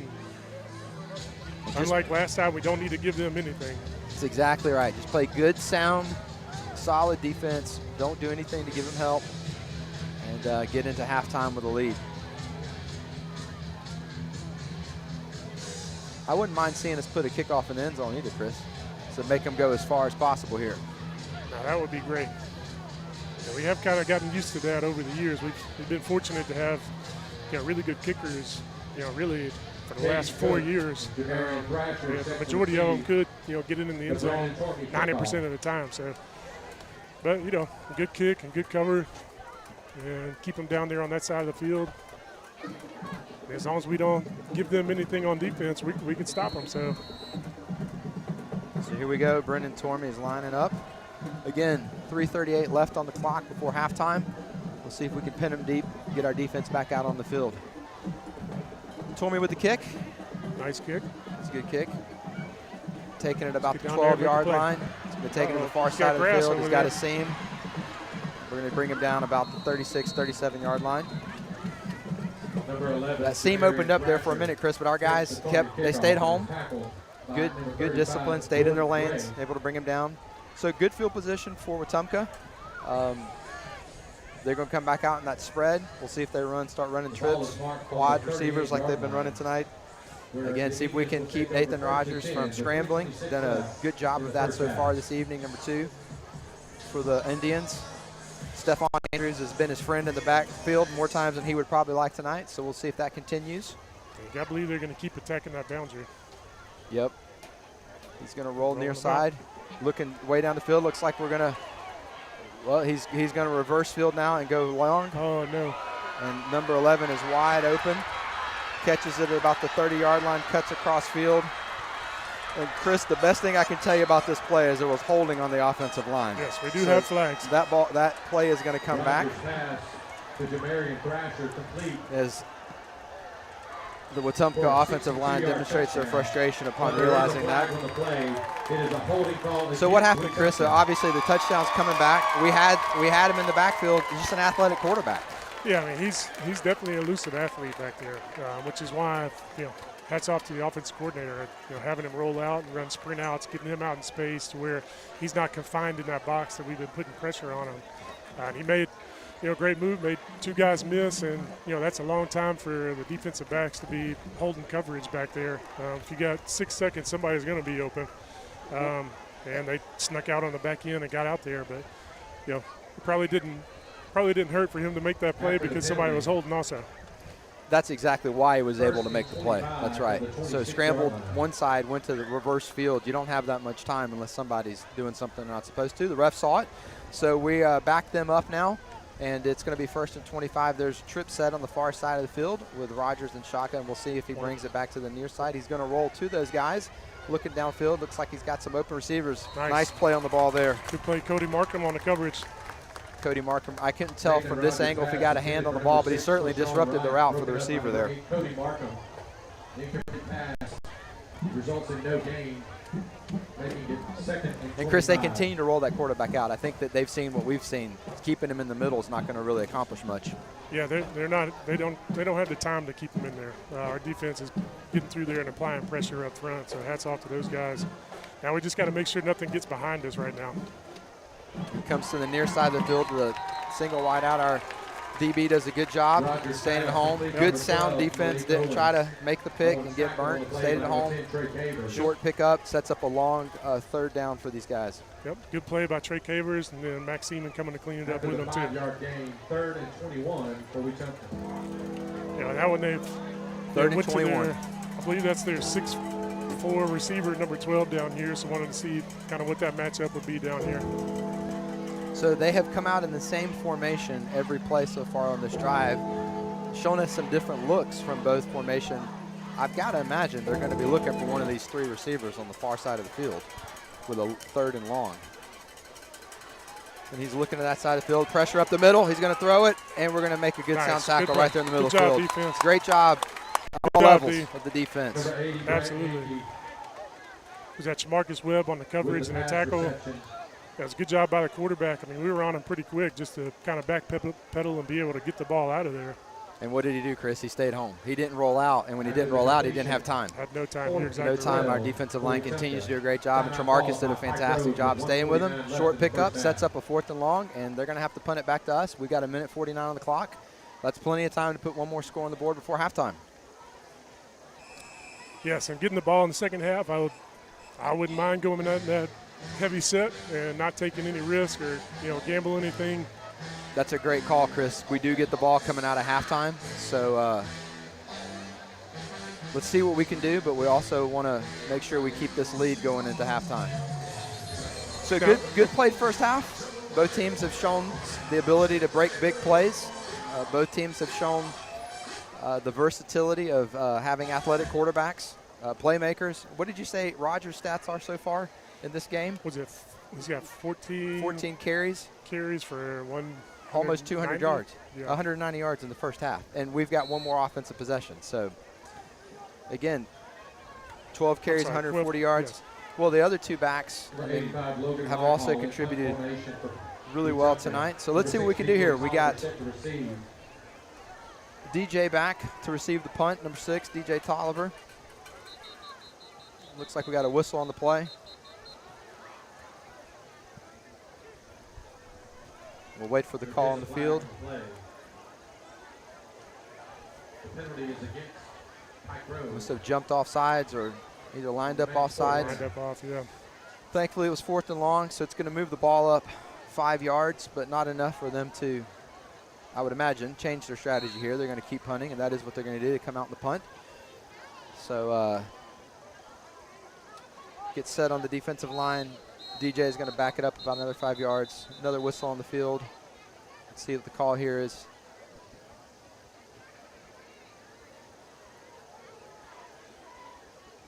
I don't know if it's a clock issue. Maybe trying to get something lined up there with the clock.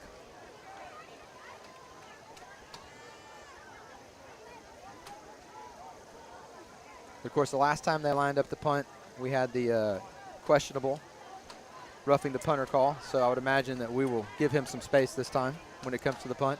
Don't want to test that again. Yes. Yeah, I'd be good with a just a punt return call right here.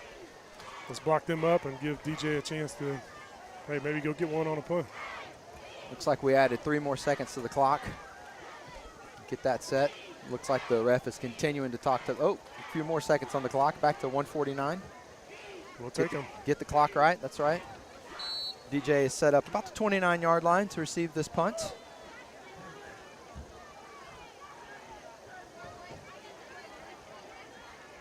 And we do set up the return.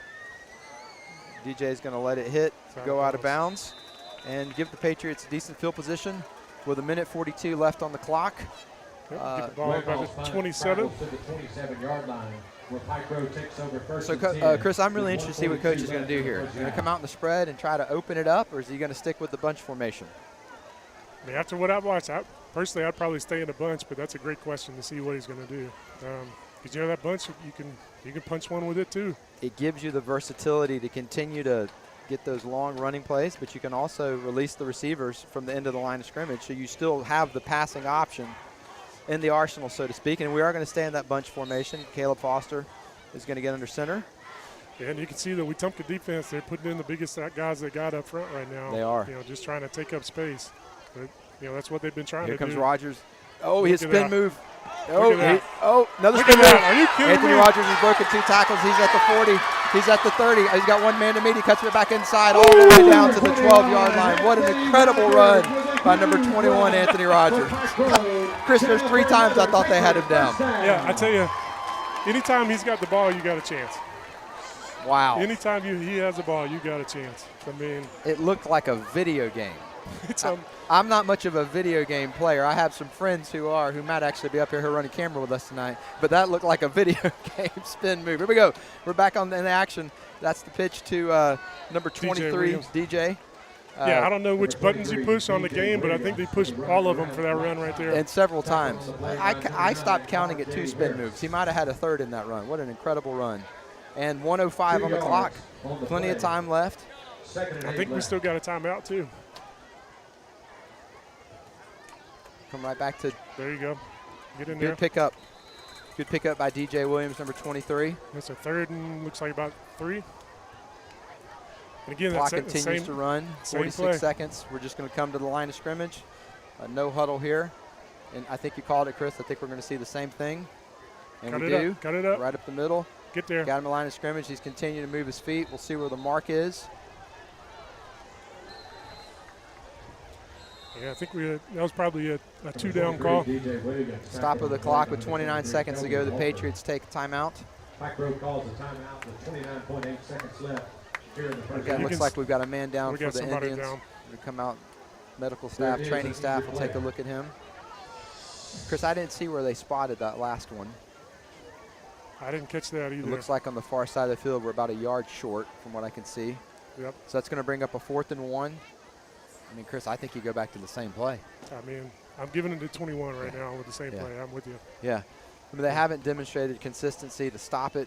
It's been working all night. But you can always release. You know, at what point do you keep setting that up? You keep setting that up. You release that wide receiver to the corner of the end zone. And, I mean, the defense that they're running now, the back end of the field is just wide open. Of course, once you get into the red zone, that does shrink that, which is a reminder that our red zone is brought to you tonight by the Pike Road Patriot Fund. Grateful for their support of the Pike Road Patriot football team. Unfortunately, this young man continues to stay down, being attended to by the medical staff and the trainers. And Chris, they do such a good job. Lineman there, number 99. Looks like he's favoring a shoulder, arm. Lord willing, he's all right. We don't want anybody getting hurt out here. That's right. Both teams work so hard all week, practice so hard all week to get out here to play these games. You hate to see that. But he is walking off under his own strength, so hopefully maybe just a quick stinger and he'll be back in the game in the second half. That's it. Good to see him walk off every time. So here we go. The scoreboard says 3rd down. The marker on the field says 4th down, and it is 4th down. So we're going to go with on the field. So we got 4th down. We're going to stay in that bunch formation. 4th down and a yard. Looks about a yard to go. Could be a QB sneak or get it to Rogers. He's going to fake it, come back with the counter to AT, 22. I don't know if he got enough for the first down. You see the spot over there. He got close. He's tackled on the play by number 1, Justin Crumball. Number 1, Justin Crumball came in tonight's game. Fantastic middle linebacker. That's the first really open field tackle I've seen him make tonight. He's a fantastic football player. Our guys have done a really good job blocking him tonight, but to his credit, Chris, he stayed at home on that play and was able to read the counter and made a good tackle.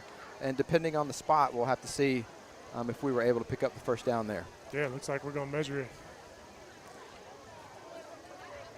That was a big play. That was a big play. We need to pick up that first and punch it in with 23 seconds left. And Justin Crumball has great sideline-to-sideline speed. This offense has really neutralized that for him this evening, continuing to just go right up the middle. But he made a great play there. It might have been enough to force a turnover here with 23 seconds left in the game. We'll see how the spot goes. Come on. And it was enough of a stop there by the Indians. But Chris, I love the call. You've got to be aggressive there. We've been running the plays all night. They've been working all night. I think it's a good call. They made a good play to stop it. They've got the ball back now with 23 seconds. I can't imagine they're going to try to do anything too creative here, but we'll see. First time all night they've stopped it. Yeah, that's the first time they stopped it for a yard, that's for sure. And again, you just don't want to give up a big play right here. I mean, that's the number 1 goal right here with 23 seconds left, getting the ball in the second half. And that's a great reminder, Chris, knowing that we're going to come out with the ball in the second half. They hadn't stopped those plays all night. Again, I think it was a good approach. Sometimes the other team just makes a good play. These guys are great football players, too. It looks like they're coming out to play ball, Chris. Yeah, they don't care if there's 23 seconds on the clock. No, they're going to run their wide-open spread offense. We might get him in the end zone. Get him down. Get him down. Oh, that's got to be a penalty. That's 2 points. That's got to be 2 points. Absolutely. Was that Shamar Powell back there on him? So if there is not an eligible receiver near that pass and he's throwing it from the end zone, by rule, that's 2 points on the board for the Patriots. I believe that's the call on the field because, Chris, I didn't see anybody near where that ball was thrown. No, there wasn't anybody near there. There was a guy way out by the sideline, but nowhere near where he was throwing the ball. Get the call on the field. Yep, there, intentional grounding from the end zone.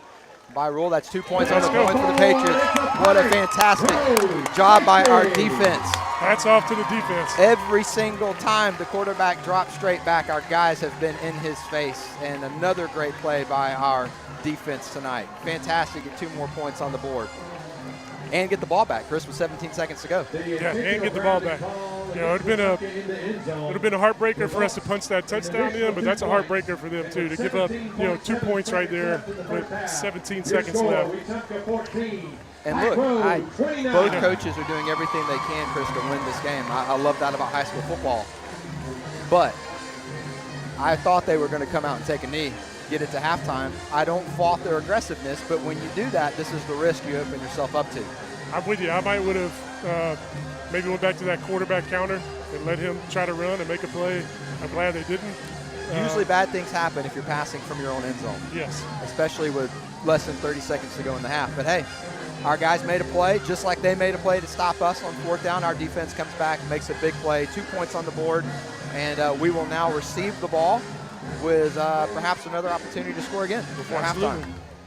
Absolutely, because they're backed up now. They're not going to be able to kick it in the end zone either, so we're going to get a return. So, That be great to turnover is see us take sponsored it by back. Southern Orthopedic Surgeons. You can find out more about them at their website. So, Chris, for everybody who's watching, explain a little bit the difference between what a kickoff is like after a safety as opposed to a traditional kickoff. From the 20-yard line. Well, they're going to be kicking it from the 20, which Is you an know, this advantage has for been us. which is a huge advantage for us because they've got a good kicker. He's been putting it in the end zone, so we haven't had a chance to return it. So now we've got Anthony Rogers, DJ Williams, and Shamarcus Webb. All three have the ability to return it. And he's So not going to kick it to them. Smart call by the coach. It looks like DJ Swift Tolliver kick. got it, though. He can go. He's hitting the He can sideline. go. Let's DJ go. can move.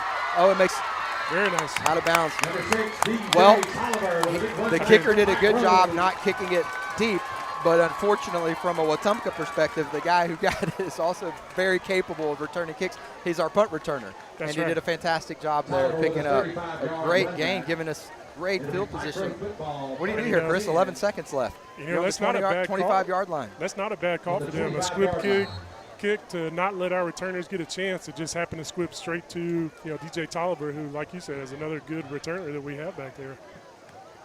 Stephon Andrews coming out on the field. Going for a field goal here. Okay, we're going to line up for a field goal on 1st and 10 with 11 seconds to go. See if we can get 3 more points on the board here before halftime. And it's going to miss that. A little left. A little left and short. Okay, so coach just says we're out of timeouts. We're probably not going to score on one play. Let's see if we can sneak 3 more points on the board. I like it. Yeah. Didn't work out, but hey, go for the points. I think if we have some timeouts there, we try to maximize those 11 seconds. But you're on the 25-yard line. You don't want a turnover right before halftime. That's right. Something fluke happens. They pick up the ball. They pick off a pass. It gives them momentum going into halftime. So give the young man a try from a kick he can make. And didn't get it this time, but good strategy from coach there.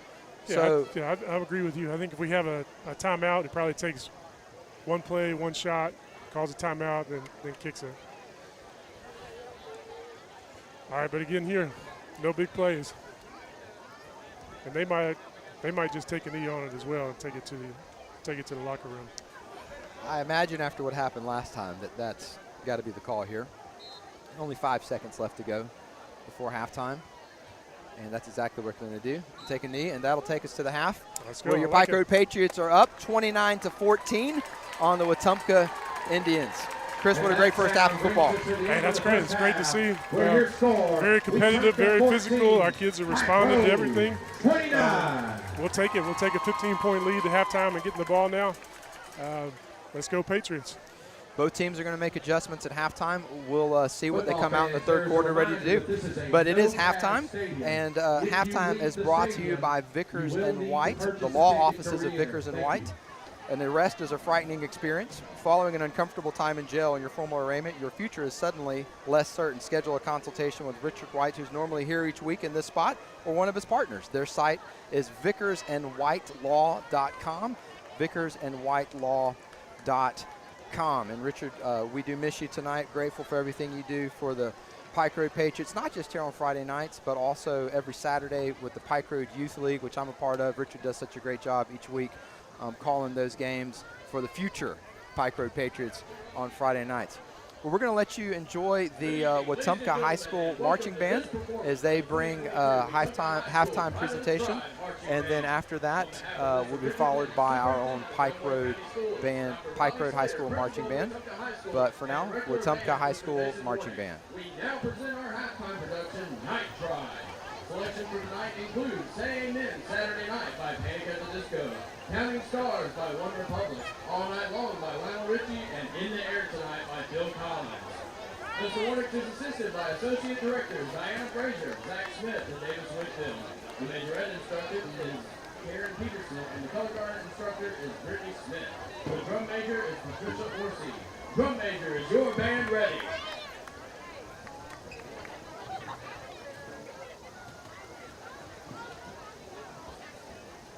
And now, the pride of the tribe, marching band.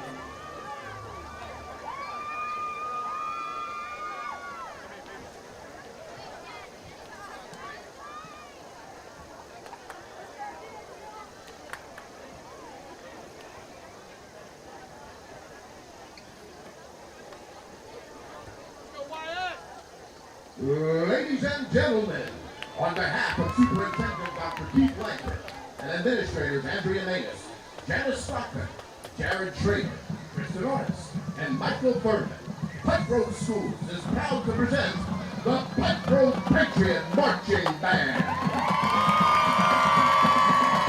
That is under the direction of Patrick Gordon, the assistant and director of Laura Walters. The drumline sponsor is John David Phillips. The measuring sponsor is President Stanley. This year's platinum sponsors are Pike Grove Counseling, Dawn Forest Church, and Wayne's Pest Control. The band is under the field direction of drum majors Bree Arnett and Caleb Siniak. This year's halftime show is Frontier. Tonight will feature music from the Magnificent Seven, The Devil Went Down to Georgia, the theme from Interstellar, and Jupiter from the Planets. At this time, please give a warm welcome to your Pike Grove Patriot Marching Band.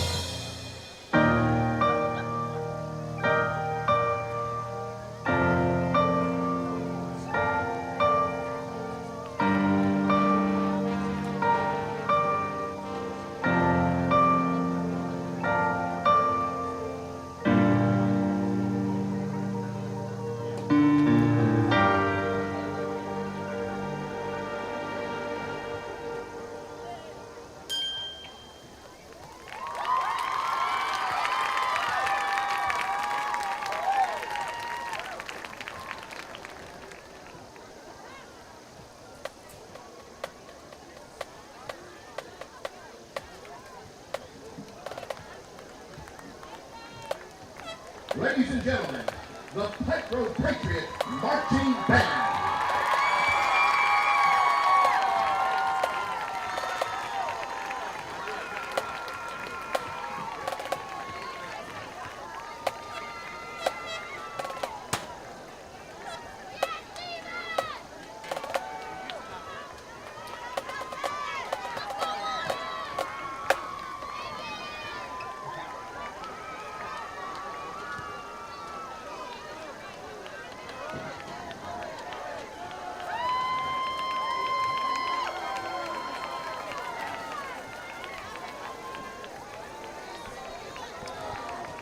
So again, we're thankful for Vickers and White for sponsoring that halftime show. Both schools did a fantastic job. Hope you enjoyed that from home or from wherever you happen to be joining us tonight on Pike Road Live on YouTube. Again, Vickers and White, the law offices of Vickers and White.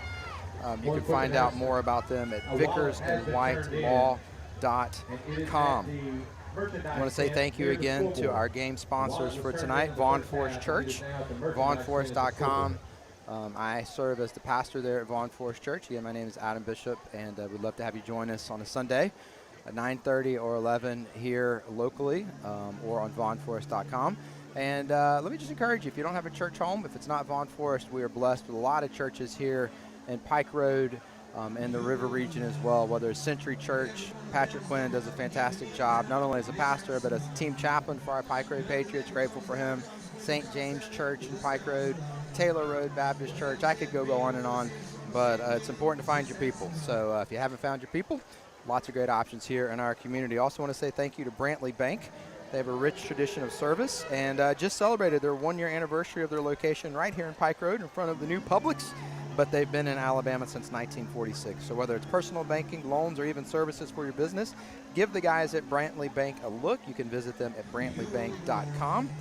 And again, grateful for those sponsors. Well, as we get ready for the second half of play, both teams are entering back out on the field. It'll be interesting to see what kind of adjustments both teams are going to be making as they come back out here. But a good first half of football. Both teams able to show their athleticism, whether it was quarterback for the Wetumpka Indians, Nathan Rogers, making several good scrambles, had the long touchdown run there in the first half.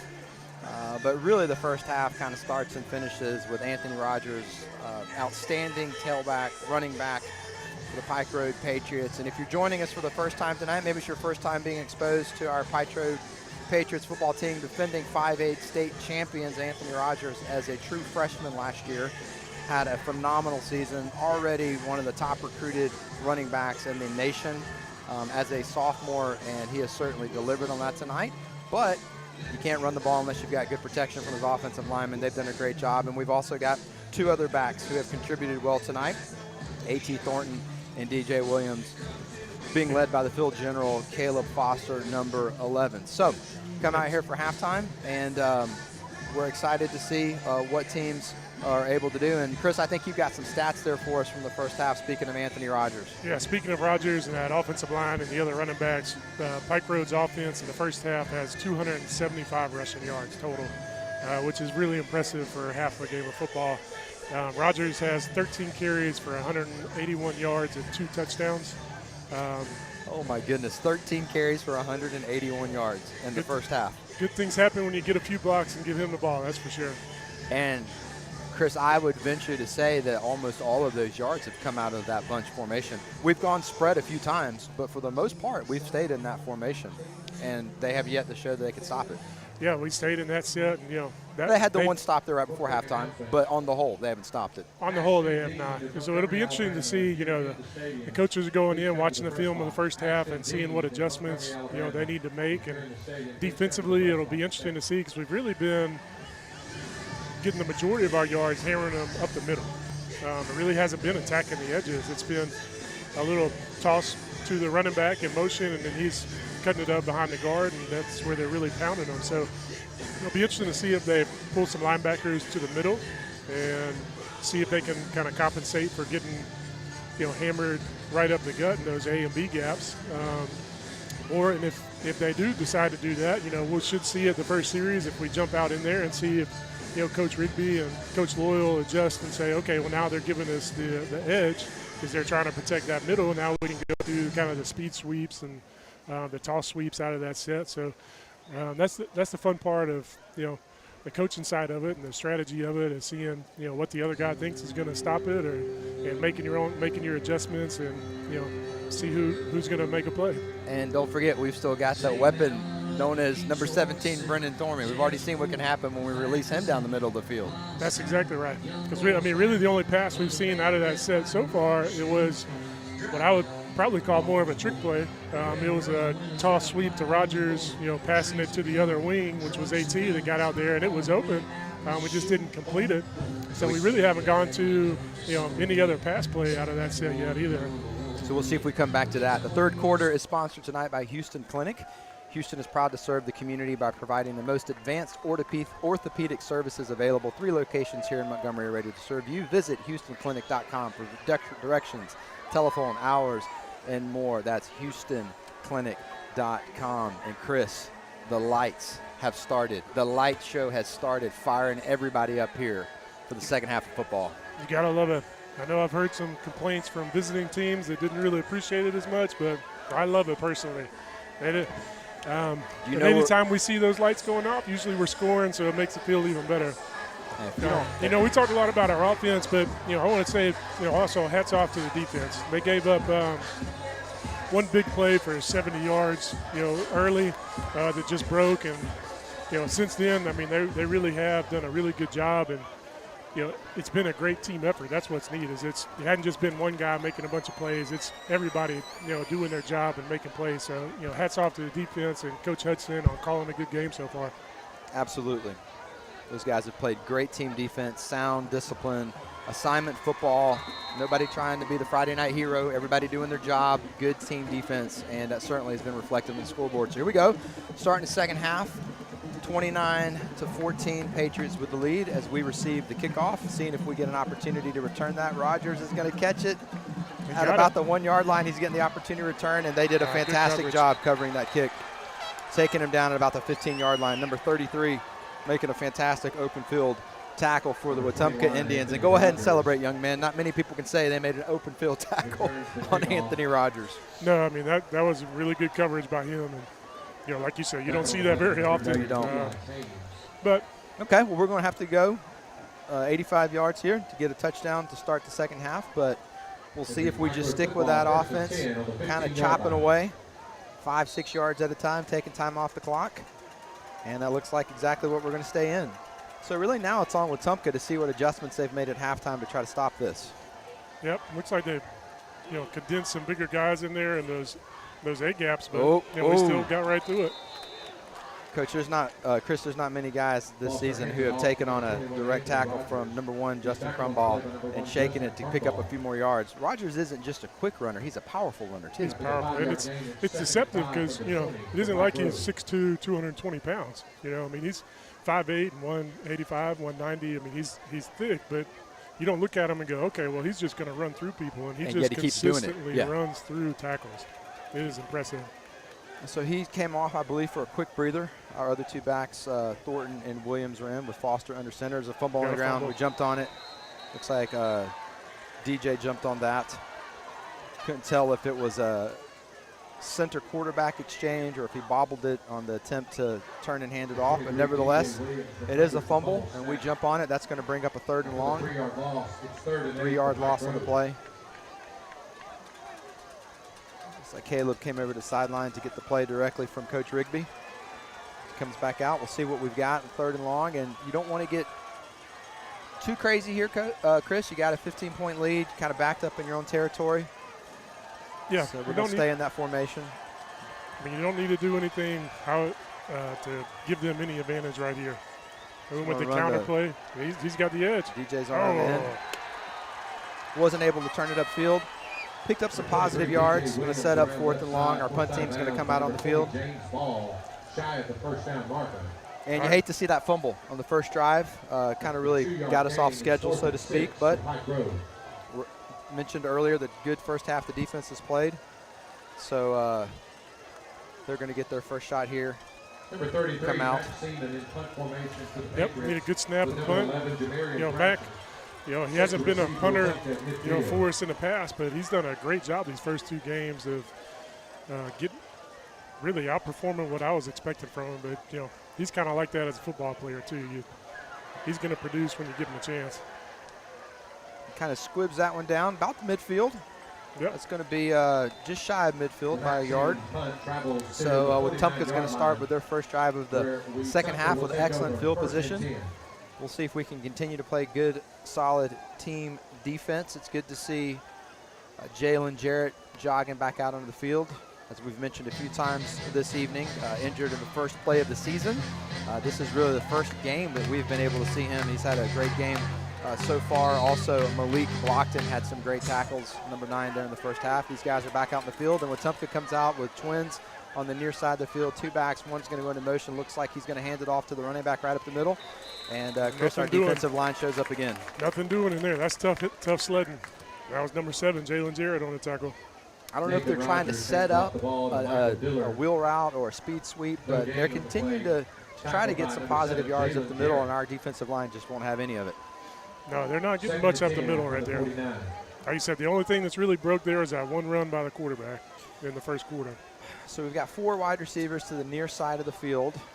We'll see if Rogers keeps it and goes to the far side of the field where there's less defenders, or if he looks, he's going to send 11 into motion, maybe for a speed sweep.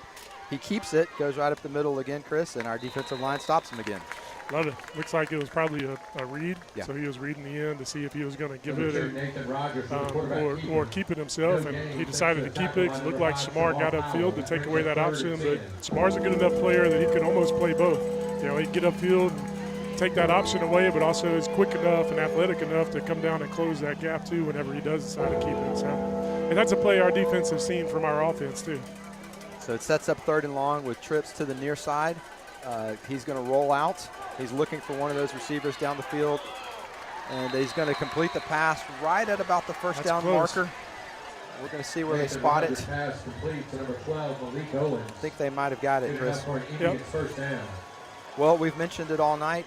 When he tries to drop back in the middle, it's not there. When he rolls out, it does give them some options. It gives them some options. Buys them a little more time to get open downfield.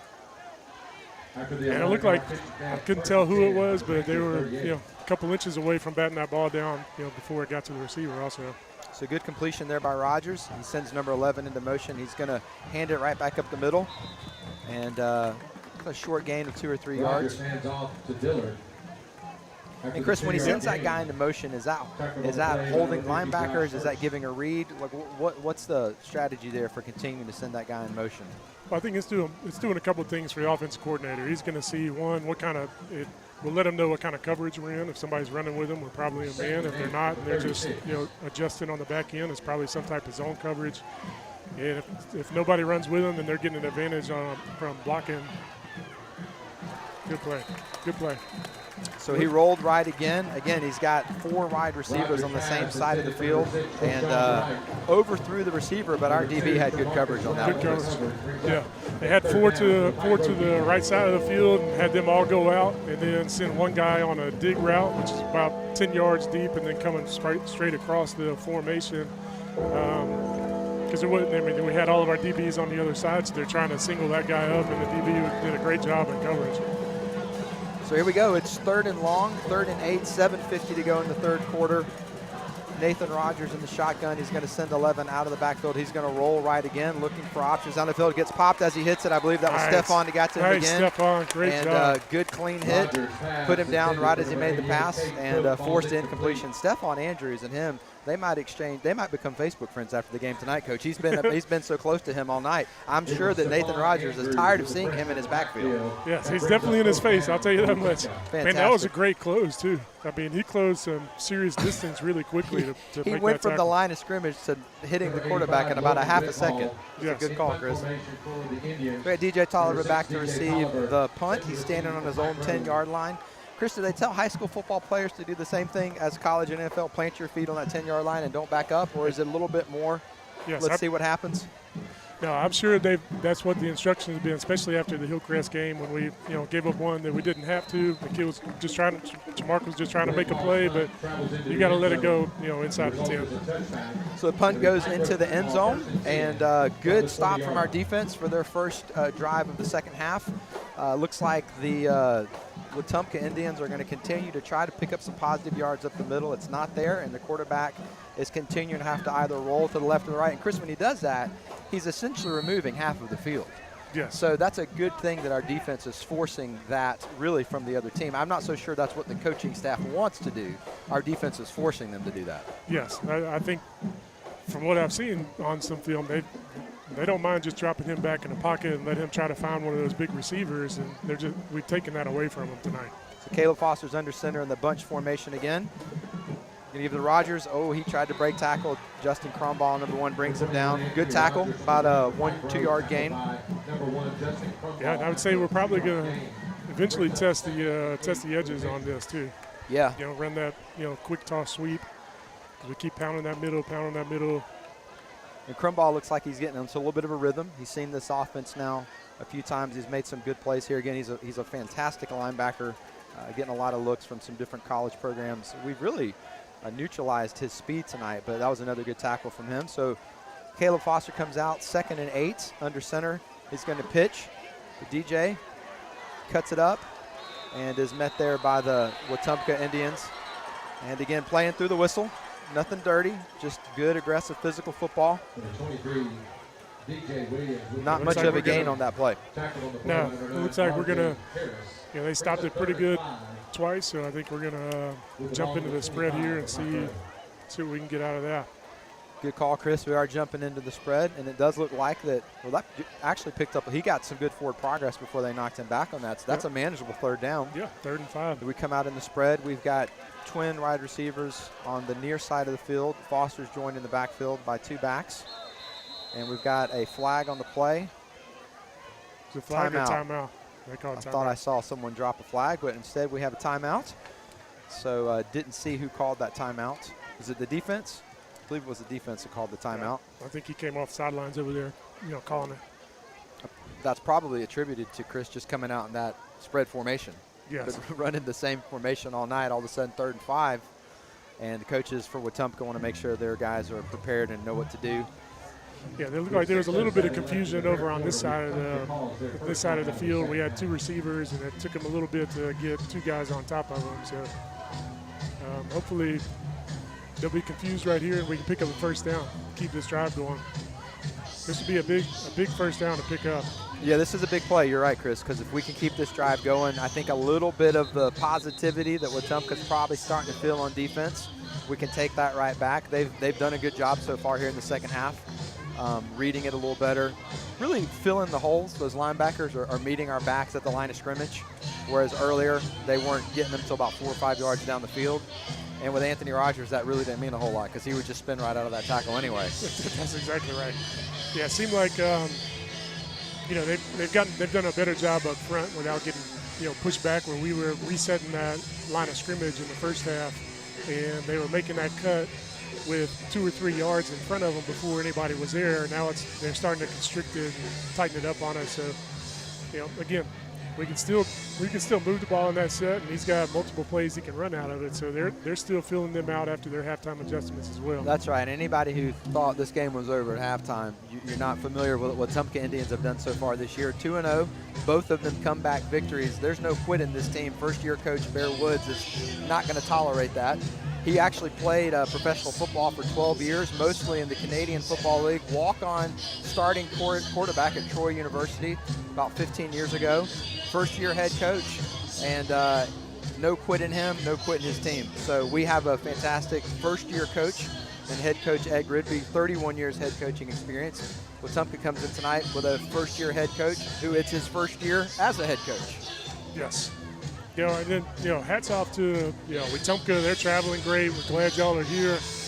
Hopefully you're enjoying it over here. A new region matchup, which is pretty fun. Also, again, to your point, Coach Woods came in, a first-time head coach. That's a lot to manage, and it looks like he's doing a really good job at it. So, And Wetumpka, great job showing out tonight to support their team. They're literally sitting on the hill tonight, Chris. They filled up the bleachers and had to move to the hill, so you love to see that. And here we go. We got 3rd and 5, 6:07 to go in the third quarter. Come out in the spread offense, dual backs to the near side of the field. We've got Foster now looks like making a little bit of a slight audible call at the line of scrimmage, and he gets set again to receive the shotgun snap.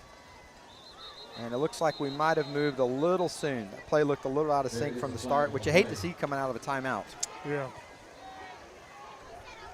But this is probably the 3rd or 4th play from the line of scrimmage they've run tonight in spread. So I know it's our offense. These guys know this offense backwards and forwards, but mistakes are going to happen. It does back us up 5 yards. So we'll see now if that affects the play call. Yeah. And, you know, when we go to that heavy set, we're also switching centers. So we got a shotgun center and the spread, and then when we go to that heavy set, you know, I believe it's Brendan Arrington that's dropping down to center, you know, in that heavy set. That's a big change. So Foster drops back. He's looking over here, gets his wide receiver cut in. He's got some linemen in front of him, and number 32 from Wetumpka is going to make a good tackle pretty much at the line of scrimmage. Yeah, went for a tunnel screen and just missed a couple of blocks, and, you know, they were there to cover it, so good on their defense. It's a good safe call on 3rd and long when you're backed up in your own territory. If you break it, you break it. If not, you punt it away and put the game back in the hands of our defense. So I like the call. Sometimes you break those tunnel screens, but good play by their linebacker, and we're going to punt it away. They're going to have the option here of really getting some good field position, so we're going to hopefully get some good coverage from our punt team here. Number 11 for Wetumpka set up in midfield to receive the punt, and Mac's going to let it fly, and it gets a good punt there and see if it'll take a good Patriot bounce. It actually took a Indian bounce, but we had a good coverage there, able to spot the ball, and it looks like about the Patriot 45-yard line. Yep, Caleb Hussey kept that from rolling their way anymore. And, you know, that's a good job getting down the field. He's also the snapper, so he snapped it in, got down on coverage really well. That's great hustle by that young man, snapping the ball and getting down to spot it. Caleb Hussey, number 43. So here we go. We'll see if Wetumpka sticks with their strategy of continuing to roll their quarterback out, or maybe continues to try to see if they can get something up the middle. So they come out, twins, wide receivers to the near side of the field. He's going to set, throw, and has number 88 out for a good 8-yard gain. And another flag comes out late. Yeah. That's a tough call because he made contact in bounds. And Chris, it just looked like to me their momentum took them both out of bounds. I didn't see anything there that would warrant a flag. Yeah, the momentum took them out. You got to have a little more awareness too, though. If you're just kind of let up. If you're getting over to that red part of the field, you gotta come off it if you can. And these referees, their first and foremost is the safety of these young men. And so if they see anything that is resembling a hit that's going to be out of bounds, they're going to throw the flag. And like Chris said, you just got to be able to pull up, let the guy go, and live to play another down. But nevertheless, they do pick up another 15-yard penalty. And Chris, on that play, it was a very quick pass. Yeah, I mean, I think, you know, what they saw is they can't hold on it too long. They got to catch it and get it out. So I'm sure they're going to start trying the hitches and, you know, maybe some slants, things like that, to try to get the ball out fast. Rogers with a quick little dump pass. Looks like they were bringing number 6 across the formation. We had it covered. Yeah, Maxime did a good job recognizing that, coming across the formation with him. Even if he caught it, it was going to be no gain to probably maybe even a couple-yard loss. So good job on Mac. And Chris, you said it, they're going to quick passes. They've realized that they're probably not going to have enough time. So they're going to quick passes. Having said that, they come out with a triple wide receiver set to the near side of the field. So we'll see if it's another quick pass or if he drops back. He does. He's going to throw. Nice coverage. Very nice coverage. Fantastic coverage there by DJ Tolliver. And you can't throw a football any better than Nathan Rogers. I think that was JT Hills, number 13, that got his hand in there. That was a great, on a slant, that's a really, really good play. No pass interference, getting your hand in there right when the ball got there. Good timing, great job. Absolutely. A great pass. It was a great defensive play by our DB. And that sets up 3rd and long, which is good to see after that penalty. They're not yet in the red zone. And And this is the big play here. If we can keep the momentum we've got so far. Looks like a little confusion with their substitutions, but they're set now. Looks like we're bringing Shotgun some snap, he's going to wheel out, and he's going for the end zone. It looks like offensive pass interference to me from here. He tackled number Cody 6 Markham through number 8 down. We'll see how the play goes. He pretty much tackled Cody Markham on the coverage. So Yeah, I don't know. he never even the ball was just thrown up in the air. It did not look like the offensive receiver ever made a play on the ball. It looked like to me he was focused on pushing our DB to the ground. No, if anything, Cody was trying to make a play on the ball, and the receiver tackled him. Ooh, that's a tough call to make right there.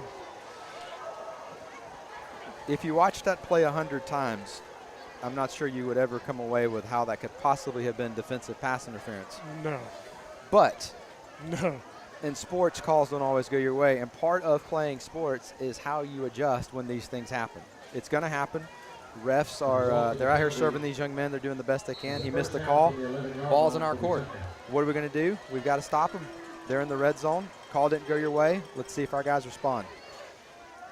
Yeah, I mean, you almost got to go with a no call over that call. Agreed. Going to take it up the middle, and looks like we're going to pick up 2-3 yards on that carry by number 5, Michael Dillard on the carry. Because I don't like to harp on refs. These guys are out here. They're doing the best they can, but that was a terrible call. We got to call it like we see it. Yeah, I'm going to call it how I see it. You go with a no call over that call. Yeah. 100% of the time. Well, we'll see how our young men respond. Rogers is going to keep it. Wow. Nice. Who was that got in there? Was that Mac? Was that Mac Seaman or Bishop? Mac got in there to slow him down, and looks like Bishop finished him off. That was a great play. And again, we've seen how explosive and powerful a runner he is. Like that's a lot to get him get his momentum stopped. Yeah. Here we go. Huge Big play right here. Huge play. This is where I want the fans to get up, get going. I mean, this is a huge play. Let's go. We got 4 receiver sets at the near side of the field. We'll see if Rogers keeps it or if he looks to throw to one of those. He does hand it to the far side, and our guys show up and stop him at the line of scrimmage. Fantastic. Let's go, defense. Excellent job there by the Pike Road Patriots. Takes the Rogers handoff around right side. Shamar Powell and Marcus Jones on the tackle. Shamar Powell led the way with that tackle. And that's a great job by those young men staying at home and making a physical football play, forcing a fourth down. And Chris, I gotta imagine they're going to go for it here. Yeah, it looks like they're going to go for it. You know, that was the same player that they gave the ball to that scored that last touchdown on that same side of the field. Great job on Marcus Jones keeping them contained, and Shamar coming to clean up too. Here we go, 4th and 3. We got a whistle on the play. I don't know if there's a flag or it's a timeout. That play is not going to count. Nope. It was whistled dead before the snap of the ball. Not sure why it was whistled dead before the snap of the ball. There was a flag on the play. We'll see what the call is here on the field. I'm going to go against offense just because I want to. Hey, let's go. There you go. Back them up. Which I will say they did. They threw a fade up in the corner back there, and the big receiver went up and got it on our defender. Well, Nathan Rogers has shown the ability to not only run the ball, but make some really good throws. I've been impressed with that young man's play tonight. And it looks like that penalty may have completely changed their approach here, Chris. They're going to go for the field goal. Yep. Wow, what a big penalty. That was huge. So with 2:36 to go in the third quarter, Wetumpka sets up for a field goal to put 3 on the board. We'll see if our guys are able to get a hand on it. Come on, get through there. Get through there. Miss it. And it is right down the middle. Good kick by that young man. Gives them 3 more points, but I think that's a great defensive stand, Chris. In a lot of situations there, defense, they've held you. You think you're getting off the field, and the call doesn't go your way. You feel sorry for yourself. You get down. Our guys didn't do that. They held strong and kept a touchdown from happening there after that bad call. It says a lot about our defense. It's a lot about the defense because they gave it to their, over 200-pound back to go kind of pound it, and he picked up a few yards, and then they gave it to their quarterback, who's a really good runner, and we made a good play on him, and pushed and kept them back there. So, yeah, I'm still on a no call versus making that call in the end zone, giving them those 3 points. But that's a great job by the defense to stand strong. It was a bad call. One of the things that I've been impressed by with our team so far this year, third game into the season, you're going to get bad calls in a game. The resiliency, the bounce back. I remember first game of the year, we had a interception that a questionable pass interference call was made, taking away the interception. The very next play, we just forced the fumble and got the ball back anyway. Got it back anyway. So we've seen that from our defense time and time again. And that's really leadership. That's culture. Those are things that you work on all week, and then it shows up out on the field on Friday nights and plays like that. That's right. That's not just a switch you flip. I mean, Coach Rigby and the staff is preaching, I'm sure, play the next play no matter what happens. Bad things are going to happen. Good things are going to happen. You can't be emotional and ride the roller coaster. You just got to line back up and do your job. They did a fantastic job of that. So we'll see if we get a chance here to return this. It looks like we are going to get a chance. Oh, get on it.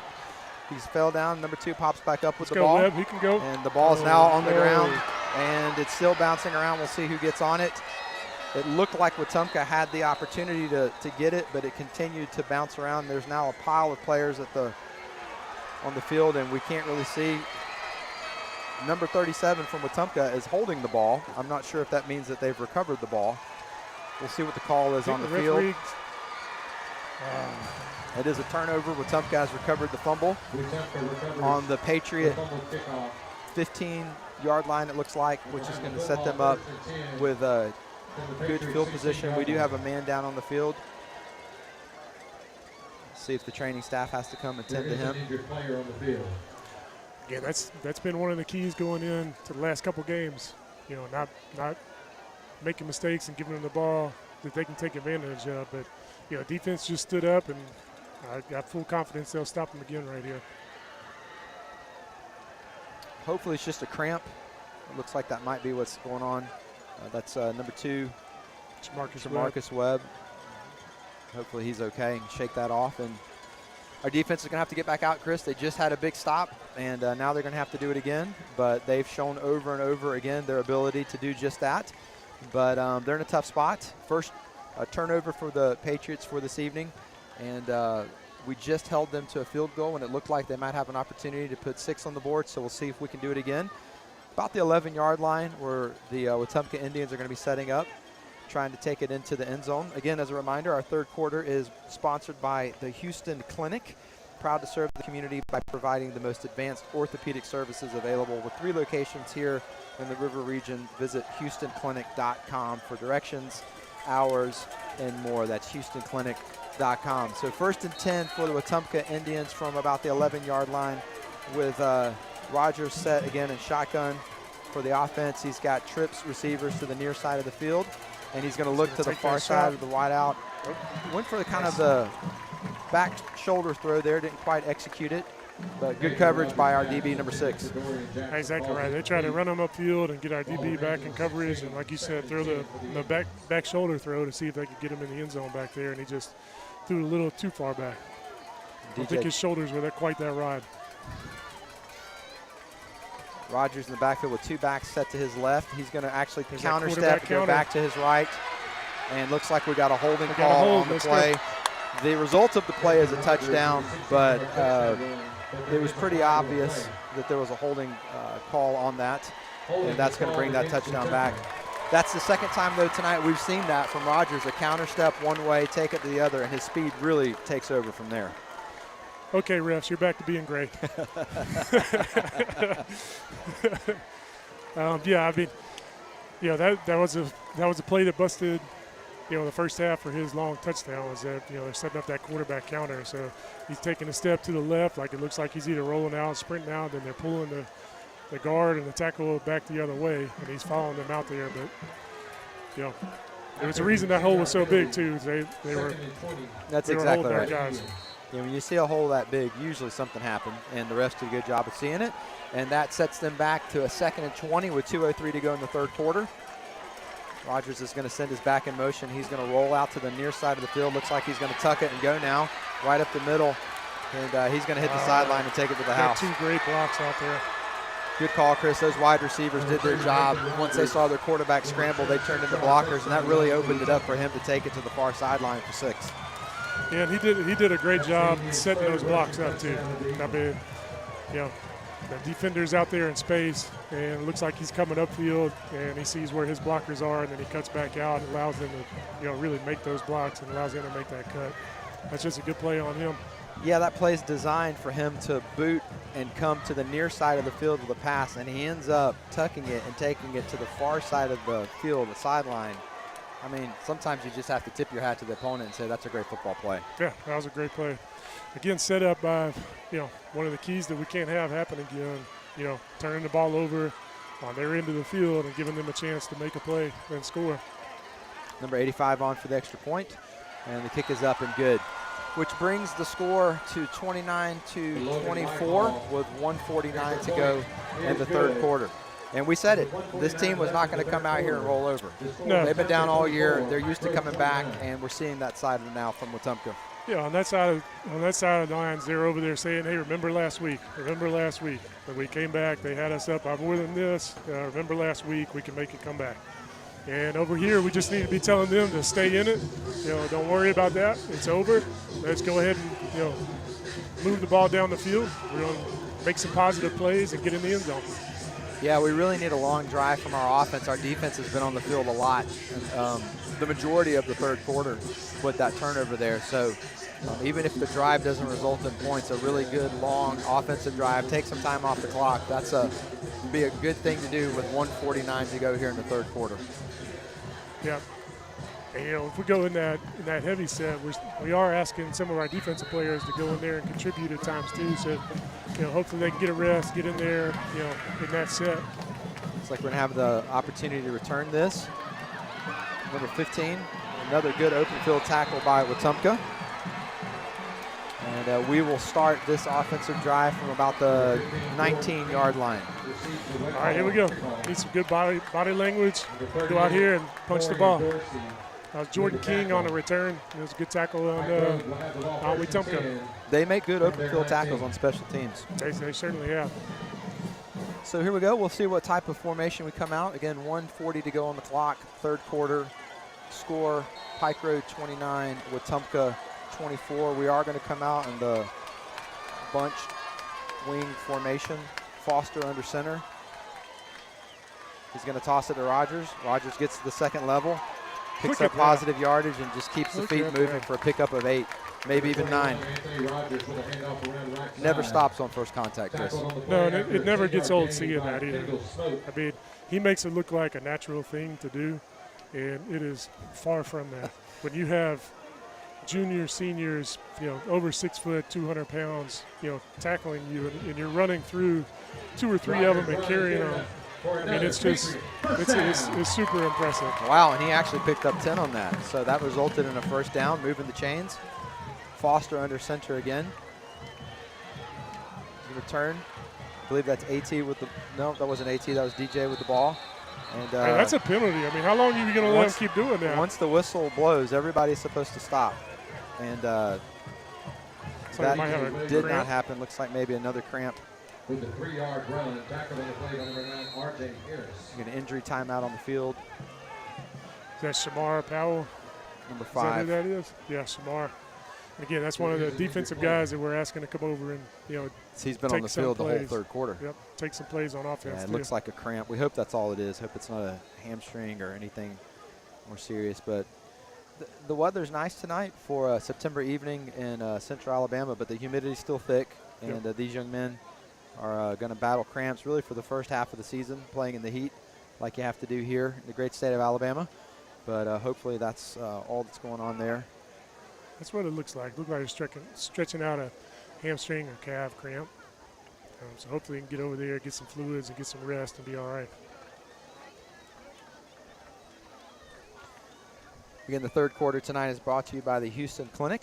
Proud to serve the community by providing the most advanced orthopedic services available with 3 locations to choose from. You can visit HoustonClinic.com.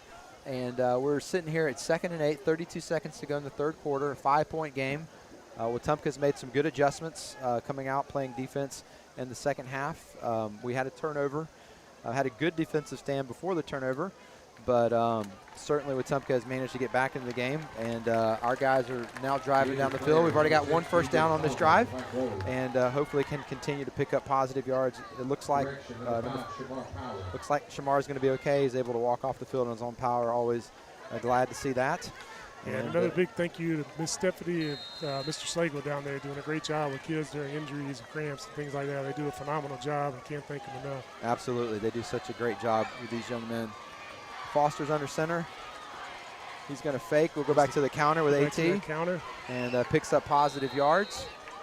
Number 22, Adrian Thornton with the carry up the middle. AT Thornton, positive pickup. That might be the last play here of the 3rd quarter as the clock winds down. Looks like it's going to be. So we go to the 4th quarter. It's going to be 3rd and 4 when we come back to start the 4th quarter. Patriots are leading 29-24, and we've got a ball game on our hands, Chris. Yeah, absolutely. I mean, this is what you want, though. You're up with the ball going into the 4th quarter. We just need to pick up this first down to get some momentum going. I think that would go a long way. Again, you can see right there, Malik Blockton's another defensive lineman that we had, going into that bunch set or that heavy set. He was getting up a little slow because I think he's getting, like you said earlier, the defense has been on the field a long time. But I'd probably give number 21 the ball for try to get 4 yards right now. I think that's a good call, Chris. And the fans here at the stadium are getting fired up as the light show continues to start the 4th quarter. I love how our Pike Road community supports not just the football team, the band, all of the athletic teams, cheerleaders. They won the state championship as well. Yeah. Just such a great community, Pike Road, Alabama, and support that these athletes are shown. And if you've never had the opportunity to visit Pike Road, Alabama, we'd love to have you swing by sometime. It's just a great place to live, a great place to have your kids in school, and all 3 of my boys. I got 1 in each of the 3 Pike Road schools this year, Chris. Oh, so, fantastic. I've been down that road. We have 1 in each. Fantastic. They love it. Got 1 playing football, got 1 in the band. And just can't say enough about what these teachers, these administrators, these coaches do, and just our community coming out here to support these young men tonight. It's great to see. Yeah, and I know you're not going to say it, but thank you to you and your congregation for everything that y'all do. I've seen y'all out here, laying pine straw and cutting trees and helping everywhere, all across all the campuses and the schools. So, I know you're not going to say it, but everybody does, see it and appreciate it. And if you don't know that's what they're doing it. You can believe it. Well, I appreciate saying that. I tell people all the time what makes Vaughn Forest Church a great church are the people there. So we are honored to be able to serve.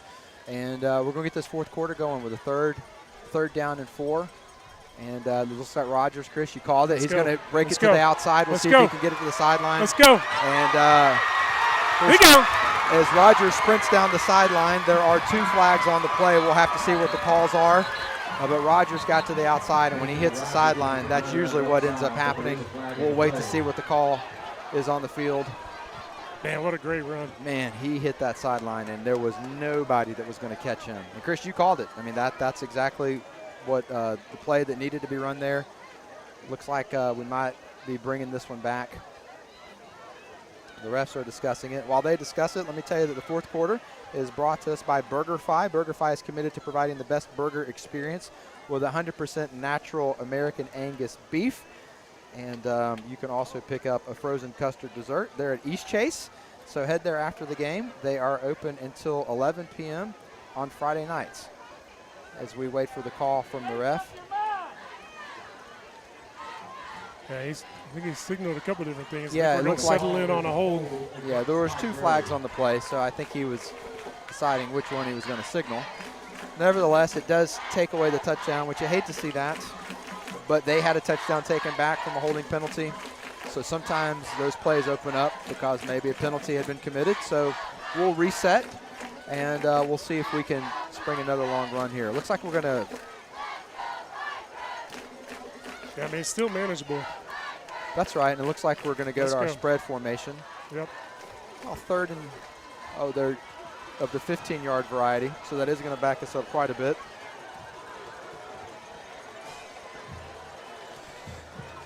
So we'll see what we got. Looks like we got about 3rd and 16 Right at 15. Yeah. 14. Maybe take a shot to Tormey down here. That's a good call, On the Chris. We'll see boundary what side. we do. Caleb with a fake handoff. He is looking Got the downfield. wheel. Got He's the got wheel. number 15. And the ball sails out of bounds. Good concept, good play call, and just didn't execute it.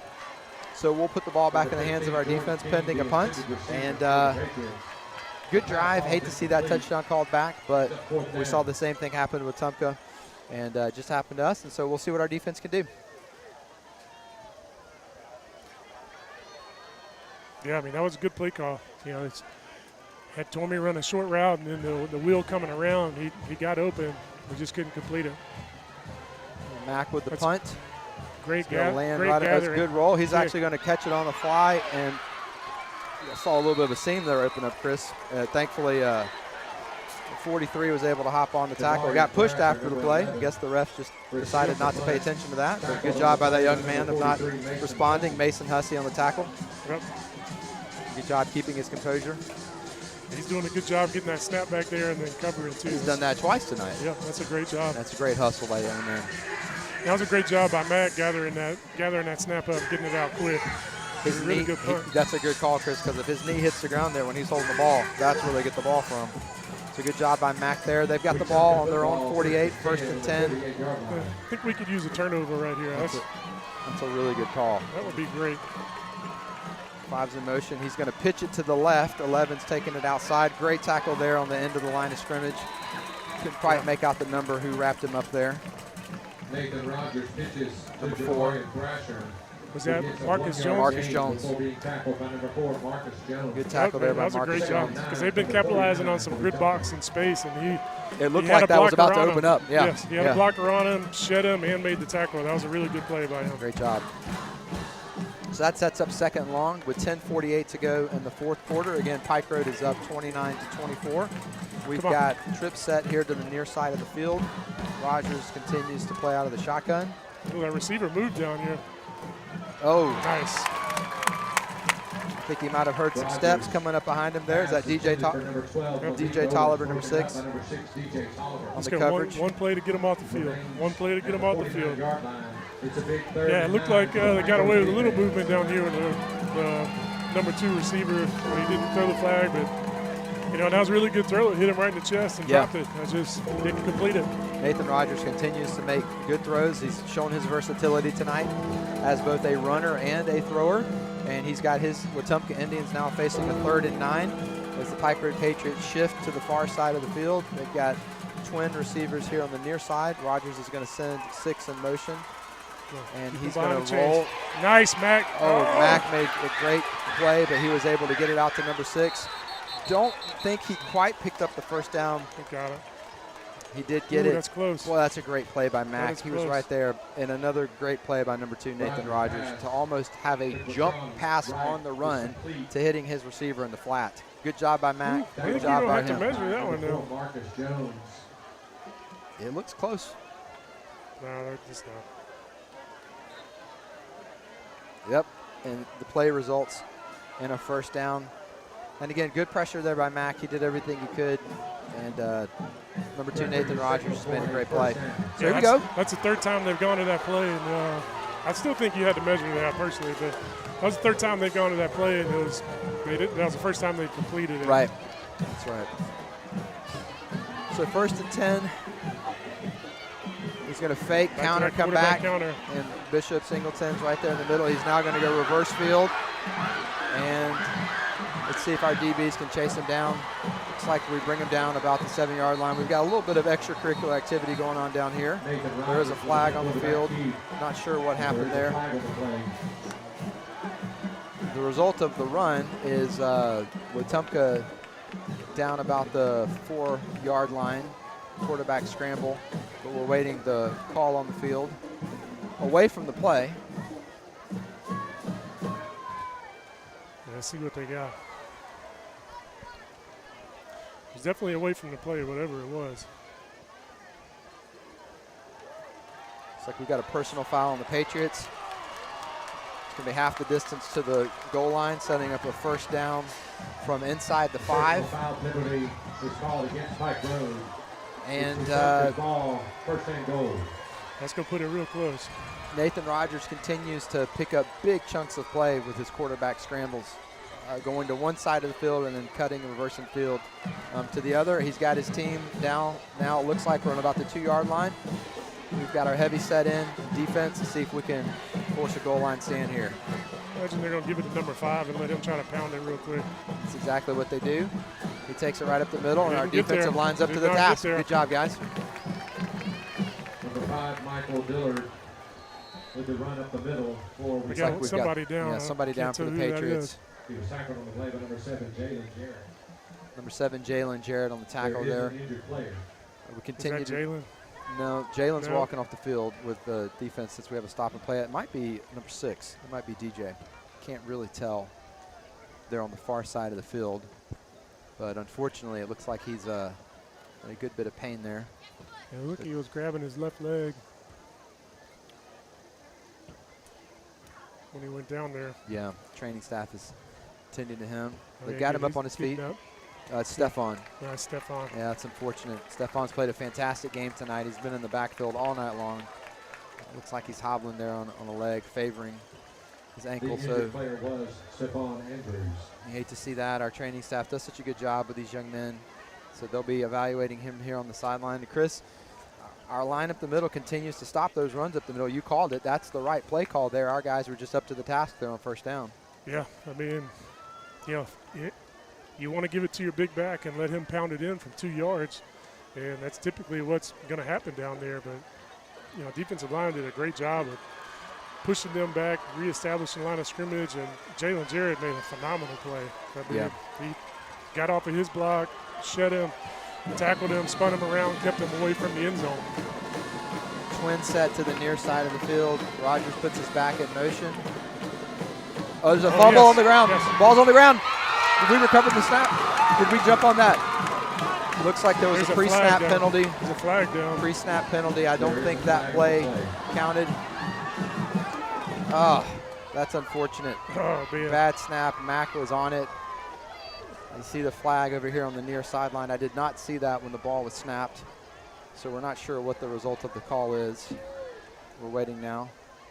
It's a false start on the offense, which That would give us the ball, wouldn't it? if we, is it a pre-snap? Yeah, that would give us the ball, right? Or did they stop it before the I play? think they blew the whistle before the play ever happened, which the Wetumpka coaching staff has never been happier to have a penalty on their own offense after the result of that play. Man. So they will gladly back it up 5 yards, and it's an unfortunate turn of events for us as we had jumped on that ball. But nevertheless, All right, Wetumpka let's now get has to it, its guys. second and goal from the 7-yard line. Trip set to the near side of the field. Rogers is going to receive the shotgun snap, sets his back on the other side. He's looking to the corner of the end zone, and he overthrows his receiver. Nice. Good job. coverage there by DJ Tolliver, number 6. Very good. Okay, big play here. Big play. play, third down, 3rd and 7. Chris, I might go so far to say this is the biggest play of the game. Yeah, absolutely. This is the biggest play of the game. for 8:51 to go in the fourth quarter with a 5-point lead, 3rd and 7. After that long run by their quarterback with a tacked-on personal foul penalty. If we can come away here holding them, that'd be huge for our defense. So get the crowd to make some noise here. Don't want to see the quarterback counter right here. That's right. He's going to do it, Chris. Counter. And look at our guy Nice. coming there. Who was that? Nice. There's Mac coming Mac in. Seaman. Mac said, you take away my fumble, I'll take away your yard gains there. Good job by number 33. I'll tell you what, he's not the guy that you look at running out on the field and go, he's probably going to do something tonight. But I'm telling you, he shows up every game. He's He just a just good keeps football making player. plays. He's That's just right. a good football player. He just keeps making plays. That's a big stop there by the Pike Road Patriot defense. Max Seaman thought he had a fumble recovery. Play didn't go this way. Comes back on 3rd down, makes a big stop. So here we are, 4th and 7, 8:19 to go. Wetumpka lines up for the field goal attempt with down by 5 points. This is certainly a big play here. As 2 field goals would put them ahead. So we'll see if our Patriots are able to get a hand on it and maybe slow it down. He's kicked the ball real well all night. Another whistle. We got a lot of whistles before the plays tonight. Looks like we had a There is a flag on the play. Delay again. Delay of game called against Wetumpka. delay of game. That's going to back them up another 5 yards. I like it. Ice yourself. Absolutely. We'll take it. Come on. Let's be big. And miss it, miss it, miss it. The fans are yelling, block that kick. Big play 8 minutes ago here in the fourth quarter. Here's the snap. Snap is down, kick is up, and it is Good kick. barely through that far Good upright. kick. He's kicked well all night. He has kicked it well all night. 31-yard field goal attempt is good. All right, 2-point lead. How big was that safety earlier in the game tonight? Or the difference in this game. Man. All right, now we haven't had a good return really all night, so maybe we can get one right here. We need a good return. We need a good long offensive drive, and protecting this 2-point lead with 7:54 to go in the fourth quarter. Again, the fourth quarter is brought to you by BurgerFi, committed to providing the best burger experience with 100% natural American Angus beef, cage-free chicken. I've always wanted to order a caged chicken just to see what would happen, but they serve the cage-free chicken and more. Fresh cut fries, onion rings, frozen custard dessert located in East Chase. Sounds like a good place to go after the game. 11 o'clock they will be open to tonight. And sounds like you can have a great dining experience there eating some caged chicken. But here we go, 7:54 to go in the fourth quarter, 2-point lead. Kickers kick the ball into the end zone most of the night. We'll see if he gets it there again. I'd love to see that ball land in number 21, Anthony Rogers' arms, and get that long touchdown that was called back. Maybe get it back on a kickoff return. That'd be a good way to handle your business right about now. They've done a good job of keeping it out of his hands. They have. He's only gotten it once, and the guy made a great open field tackle. Yeah, you're right. He sure did. He took at least 5 of them back to the house last year on a kickoff return. So hopefully we can get it to him right here. 85 launches it again. I think we're going to have a chance to return this one. Rogers got another whistle. It's going to see what the call is. It looks like it's going to back them up, but I would rather have taken my chances with him catching it right there. Right. That's another penalty that might have gone their way, meaning the result of the penalty probably helped them out, because you certainly are not trying to kick the ball to Anthony Rogers there. So they're going to back it up 5 and give him another shot at it. You got to know Anthony's pretty frustrated by that call. Yeah, I'm sure he wanted that one bad. His mentality is, I'm going to take it to the house every time he touches the ball, and it shows with the way he runs. Yes. And just a sophomore. That's what I can't get over. No, it's just unbelievable. A sophomore. Unbelievable. They did a good job of kind of shifting back there and adjusting to let him get under that one too. Hopefully he can get this one. So here we go. 7:47 to go in the fourth quarter. Kicking it not to Rogers this time. DJ with the return. Slides off the first tackle, still going. It's a good return. Good job, DJ. That's way to run, DJ. Good return. DJ said, I can return something. That's right. He said, hey, give me some airtime, guys. Y'all talking about Rogers. I can do this too. Young man with a good return gets us out to the 29-yard line. Well, we will start this drive at 7:33, and about a 5, 6, 7-minute drive would go a long way right about now. So we'll see what formation we come out in to start this pivotal drive with a 2-point lead. And looks like we're going to go to the spread.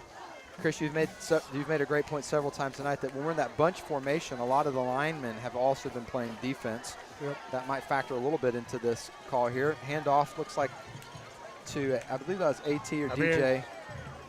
Couldn't tell. That's AT on the carry there. Picked up positive yards on the play. We'll take it. Yeah, pick up 4 yards. And it probably, having those defensive guys needing a little break probably allowed us not to get in that heavy set right here. And we've had positive production out of our spread set tonight. So we're going to that. Rogers is back in there as the back set beside Foster. We've got twins down here on the near side. Caleb's going to ask Anthony to set on the other side of him. Got the tight end in motion. He's going to fake the speed sweep and give it to Rogers for the counter. Good positive pickup. They have to respect that speed sweep, but they've also got to know number 21 still lurking in the backfield. That's right. Sets up a 3rd and short. 3rd and 2 for the Patriots. We'll see if we stay in the spread. Looks like we're going to stay in the spread formation. Sending Tormey out wide on the far side of the field. It's another huge play right here. With a DB that's about half his size. We'll see we stick it to run here's that or go for the defense pass. that we talked about before the game. Yep.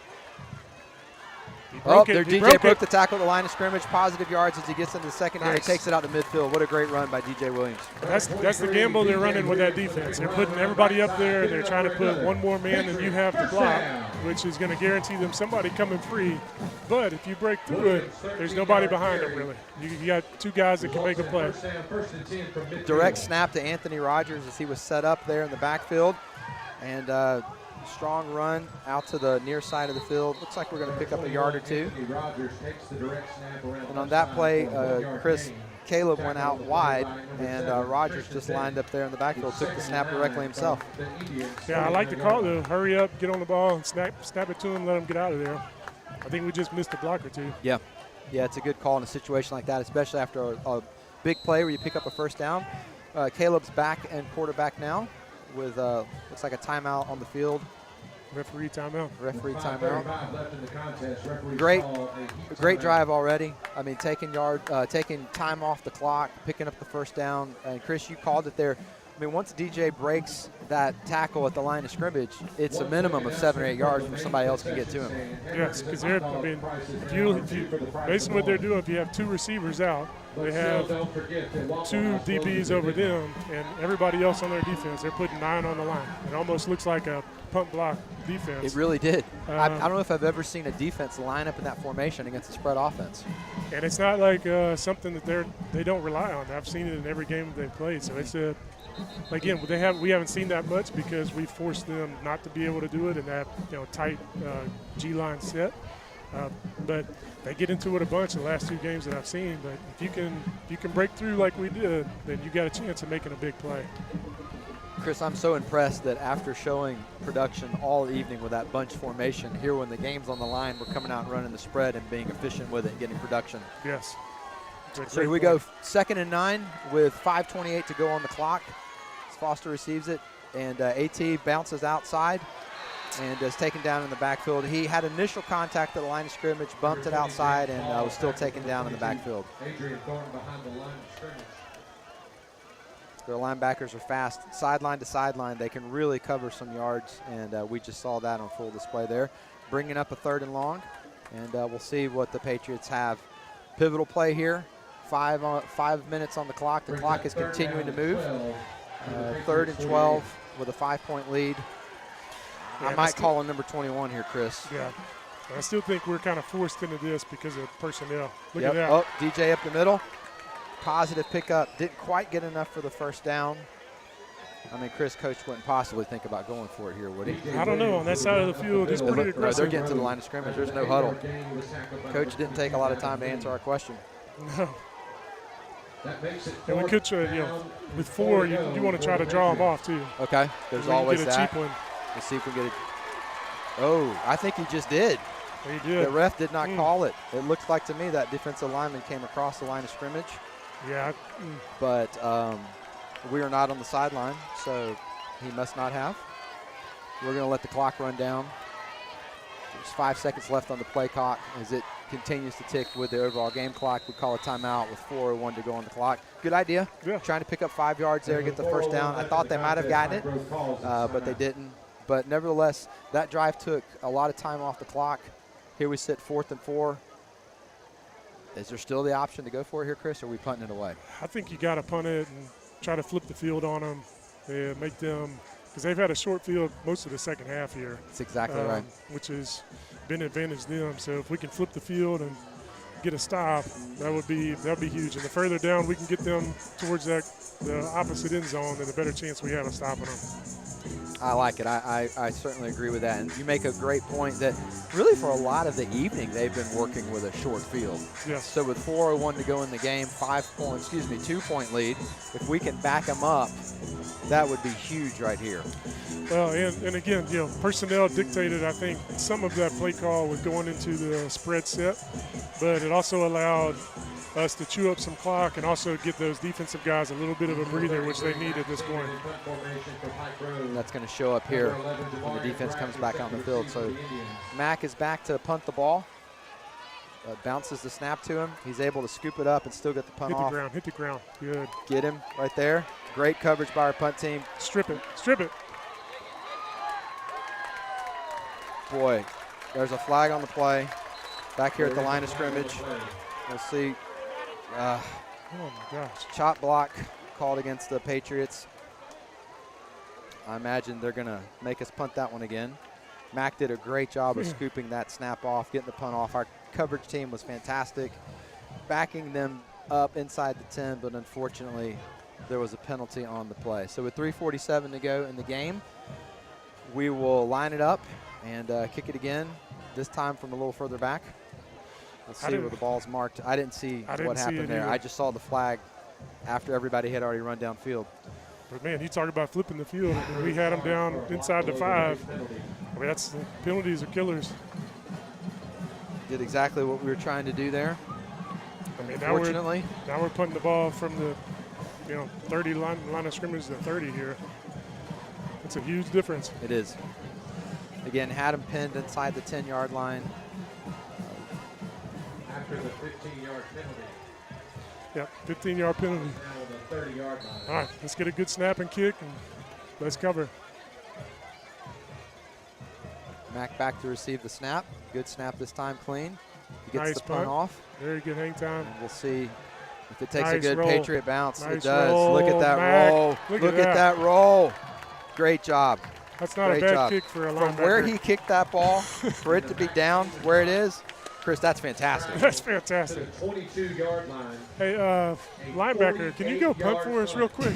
Yeah, why not? Indians will take over first And like you're watching from home, you're like, hey, Their 22. he just got lucky. The ball rolled the right way. No, these punters work on that. They literally work on technique to make the ball roll the way that it rolled. So great job by him. He's been playing a great job at linebacker all night as well. And I did not think the result of that play would then be starting from the 21-yard line. So No, we'll I take did it. not either. Big play there by great. Mac. Here we go. 3:34 left to go in the game. Put it in the 2 point defensive hands right here. Nathan Rogers back in the shotgun. Receives the Quarterback snap. counter. He's countering again. And he breaks it to the outside. He's going to cut field again, reverse field again. Unfortunately, we've seen this already a couple times tonight, and it looks like he's going to take it all the way to the house.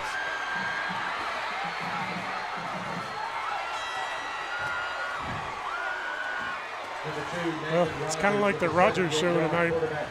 Both Rogers for came the to play. Patriots and the Yeah. Rogers for Wetumpka. When they have a family reunion, they can exchange quite a few stories. I mean, we've seen it over and over again tonight. And our defense, it's not that they're not doing what they're supposed to do.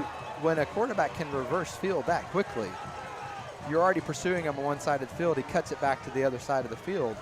I mean, that's just athleticism from a fantastic football player. And if there's a positive takeaway, I try to focus on the positive, Chris. Not a lot of time came off the clock.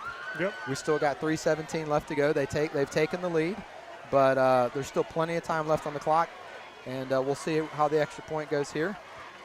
Looks like we've got another timeout on the field. I don't think anybody threw it. You're exactly right. We can score in 3 minutes pretty easily. But they're coming to that quarterback counter. You just needed some guys. They blocked it up really well. I mean, he almost hit the far sideline and then literally came all the way back to the near sideline. Yeah, I mean, just had some guys over pursue and him cut back on them, and it was off to the races. And he was the fastest race right there. I still think our Rodgers could take him in a race. I think if it was Rodgers versus Rodgers in a dead sprint, I'm going with our Rodgers.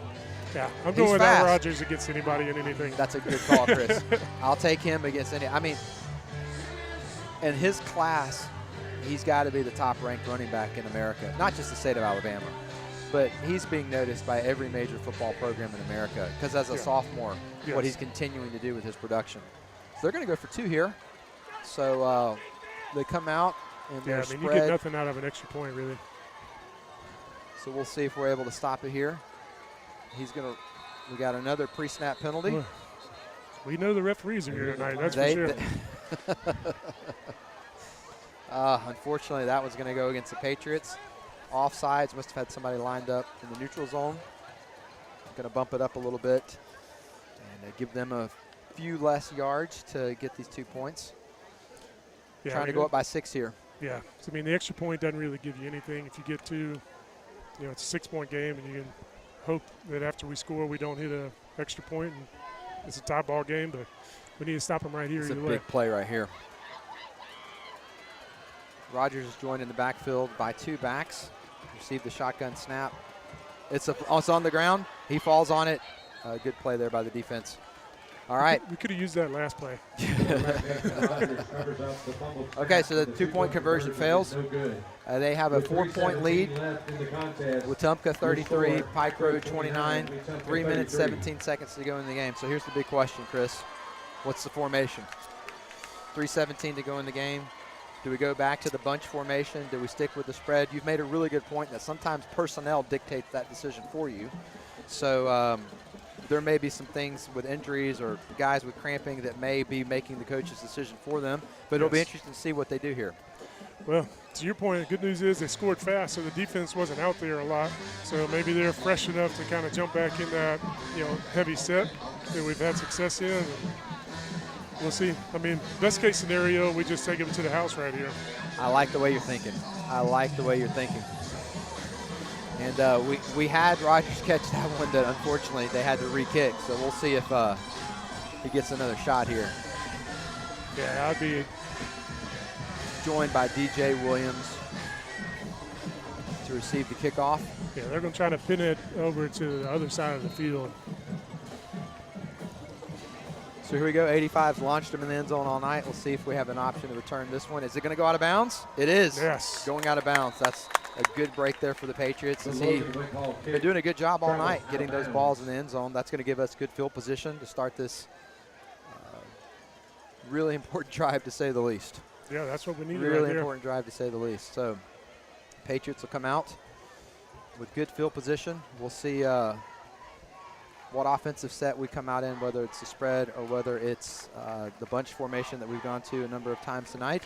And game's on the line. we get them to kick it again. Okay. So we're not going to take we're going to take the penalty, but making them kick it again from further back. And Chris, I guess the strategy there is one more shot for Rogers. Yeah, I think that's, if you're doing that, that's exactly what you're. I like it. I mean, yep. you called it. I mean, one play. You know, all he needs is the ball in his hands. So I like the way our coaches are thinking. That's taking advantage of the guys we have on our team and their abilities. So kicker was even surprised. He had already run off the field. I don't think he's used to seeing that. I don't think he's used to seeing a team ask him to re-kick it. So he had to get back out here in a hurry, and he did. I'm pretty sure somebody was getting in his ear on the sidelines over there. He's probably really glad that he got to come back out here on the field to kick that ball again. I wouldn't put it past him to put it in the end zone. The young man's got a leg, so we'll see. Rogers is set up about the 12-yard line in the middle of the field. We'll see if he has the opportunity to return this kick. And he does. Rogers takes it at about the 7-yard line. He's going right up the middle. He's going to break to the near sideline. If he can hit the corner, he might go. Let's go. He's going to hit the corner. 28's coming. Is he going to get him? Knocked out of bounds at the 40-yard line.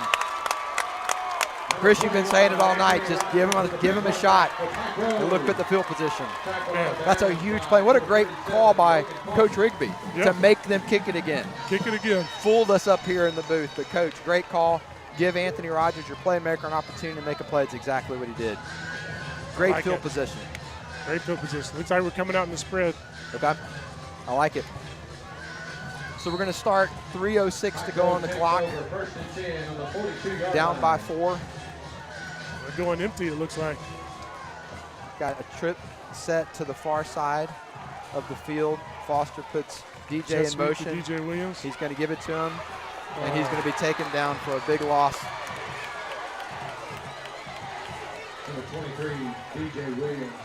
Chris, their speed sideline to sideline is probably their biggest strength as a defense, and it was on full display there. Yeah, I mean, he covered that really well. I don't know if that was a read or a called give, but might would have been better off just keeping that one and hitting it up the middle. Yeah.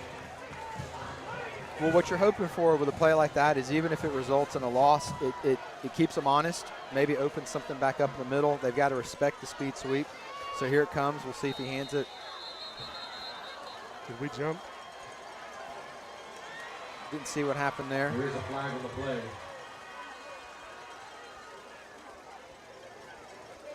Looks like the Wetumpka defense is trying to calm down one of their guys. Got a little overexcited. And we're unfortunately going to have to back it up even more. So cutting into Rogers' kickoff return there with a loss of yards on first down, penalty second down. 2:26 to go in the game, down by 4. Facing a second and I'm going to call it forever.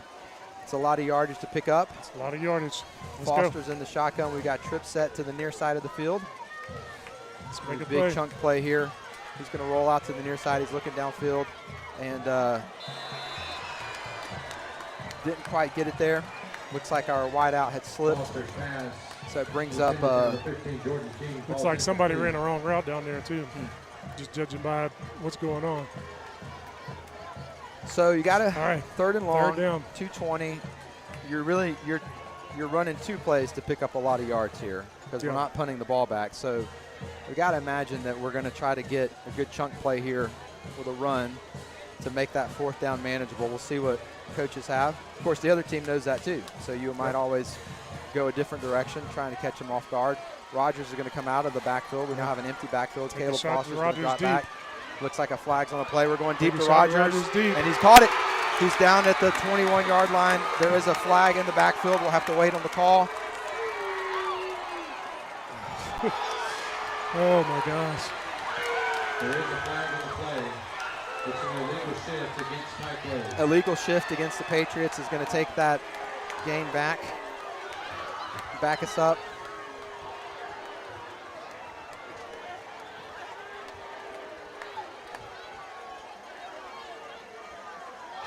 You called it when you said have Rogers go down the middle of the field. That's exactly what the coaches had in mind, and we executed the play well. Not sure what might have happened there pre-snap to result in that call, but an illegal shift is somebody moving when they weren't supposed to, or the ref seeing somebody that they thought moved when they weren't supposed to. Either way, takes the long play off, and we got 2:12 to go, and we got a lot of yards to pick up, like I said earlier, in 2 plays. So we'll see if the coaches come back to that. We've got an empty backfield with Caleb back there by himself. With they're going to do the same thing. He's going to go long right down the middle again. He's throwing it up in the air. And number 22 for Wetumpka was almost able to pick that ball off, but it does fall to the turf and brings up a 4th and long with 1:59 to go. Ball's incomplete. 4th down. There's not a lot of plays in the playbook when you've got this many yards to go, but no, I mean, I think at this point you kind of got to go back to what I did a little earlier. I might have everybody run a hitch and run Rogers one-on-one. Right. It looks like they're manning up for the most part. So I still take my chances one-on-one with him, going up to get a ball. Looks like now they're dropping a safety back. Got their safety back, way off the line of scrimmage. Snap to Foster. Another penalty flag on the play. Foster sacked in the backfield. We'll wait to see what the result of the call is here on the field. It's going to go against the Patriots. Going to be declined. Wetumpka ball. 1:54 to go in the game. It's hard to tell what's happening right there. It might be snapping the ball a little early before we're getting that shift set and giving it time to be able to snap it and get out of there.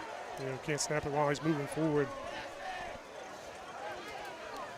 It's 4-point lead, 1:54 to go in the game. Certainly plenty of time to get the ball back and get the lead back.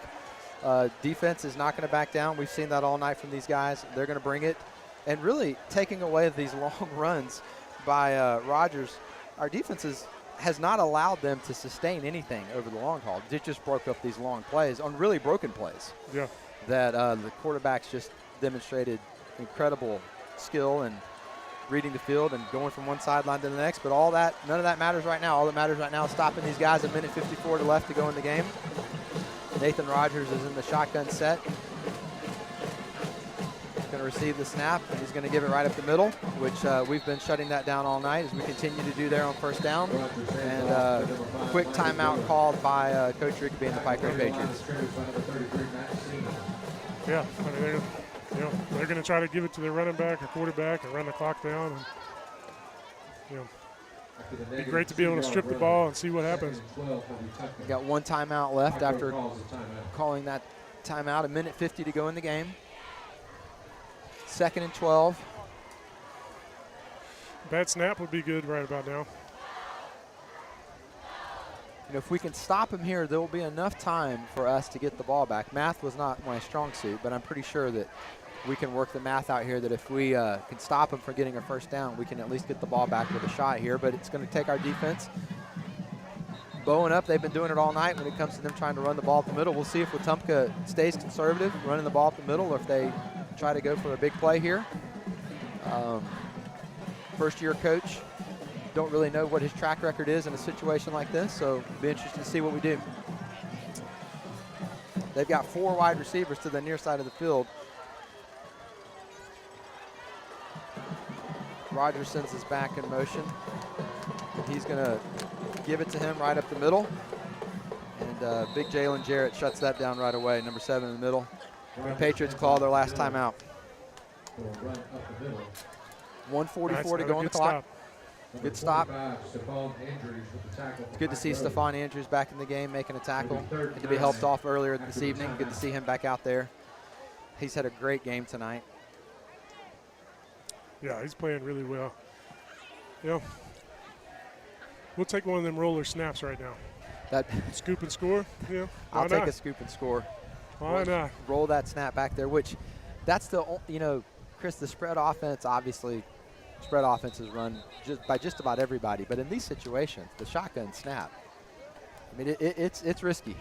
Yeah, I mean. They run it every play. These guys know how to do it, but you're just opening yourself up to one more thing that could go wrong.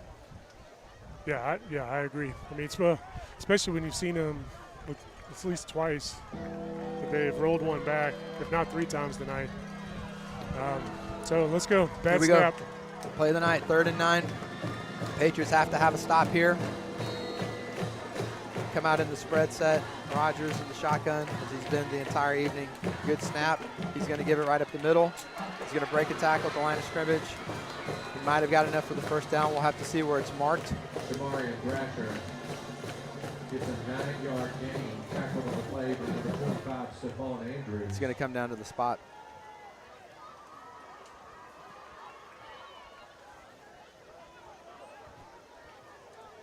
Looks like it's going to be 4th down. They did not get enough for the first down. Makes it 4th and 1 for Wetumpka. 4th and 1. Clock is running, 1:24 and counting. Wetumpka's offense is staying on the field. We'll see if they try to get us to jump offside or if they're going to actually run a play here. Yeah, 1:12 on the clock. Milk it down to 1 second, see what happens. He didn't get it. Didn't get it. Didn't get it. He didn't get it. Our defense shows up big, makes a big stop there on 4th down. Wow. 1 minute. Great job, guys. 1 minute. Minute 3 on the clock. Behind the line of scrimmage results in a turnover on downs. Good job, defense. I mean, if you're Wetumpka there's really nothing to lose, everything to gain. If you get the first down, the game's over. Yeah, you don't. That's really the thought process there, right? Yeah, I think you absolutely got to go for that. Yeah. And hey, our guys showed up. If you're the coach, you got to think we can get 1 more yard in this game, but our guys wouldn't have any of it. Giving our offense 1 more shot. I love it. Minute 3 to go. Here we go. Okay, no quit in this team. No quit in this team. This is why you play. This is why you play. Bounce back over and over tonight. We come out in our spread formation. I mean, I'll be shocked if they don't bracket Rogers with somebody in front of him and a safety over the top of him, but we'll see what they do. Might want to let him get set first. Yeah. There we go. Everybody's set this time. Foster drops back. Looks across the middle. He's got Rogers across the middle. Rogers is catching it. He's going upfield. He's at the 40. If he can beat one guy, he might take it to the ball. He's going to take it to the ball. Touchdown! Come on! Are you kidding me? Are you kidding me? No flags there. Let's go. Not taking that one off the board. Unbelievable. Welcome to the Rogers Show. Unbelievable. What a great pass by Caleb Foster, too, to hit him in stride. He didn't have to slow down. He took it to the far side of the field for a 72-yard touchdown completion by the Pike Road Patriots. Unbelievable. That's why you play it. I love it. Oh. The defense comes up big on 4th and 1 stop. First play from the line of scrimmage, 72-yard touchdown. Tormey on for the extra point. Big extra point here. The snap is bobbled. Fire. Jump on it. So it's a 2-point lead, 35-33. But what an incredible play. I mean, that's unbelievable. They're expecting him to go deep. They run him on a slant. Great throw by Caleb. Catches it in stride, just like you said. Makes a play. We got Tormey out there. Did a great job of just shielding, not getting a penalty, and a block out in space out there. And Rogers set it up and took it to the house. I mean, golly, you can't beat Friday nights. I'll tell you that much. My goodness. All right, so now we got to kick it, cover, then we got to contain number 2. That's exactly right. Just like they knew they had to contain 21, we got to contain number 2 because Rogers has shown he can take it the length of the field as well. I mean, we need to spy him, whatever we need to do. We need to put some extra eyes on him and keep him out of the end zone. Make anybody else beat us but him. Anybody else. Wow, what a high school football game. Does it get any better than Friday Night Lights? This is great. My goodness. Both these teams have competed so well. Fantastic game. We've seen a lot of great plays tonight. Both teams, 35-33, 51 seconds to go. Defense has already shown they can make some big stops. They got to do it one more time. Levin's done a great job returning the ball. I might not kick it to him. That's a good call, Chris. We'll see if we're able to get the kick away from him. Oh, this is great. Let's go make a play. Let's pin him down there.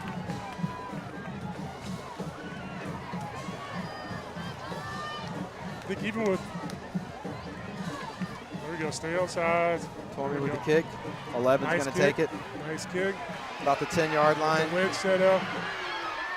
Breaks the first contact. Good return. Right, there we go. Up to about the 33-yard line. All right. Just don't let the quarterback counter get loose.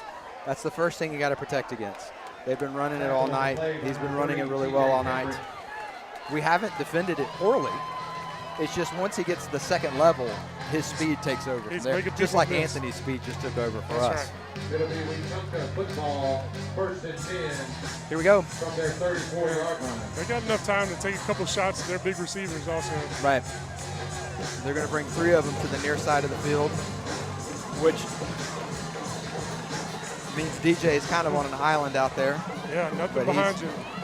A good DB. Don't let anything behind you. We could use a big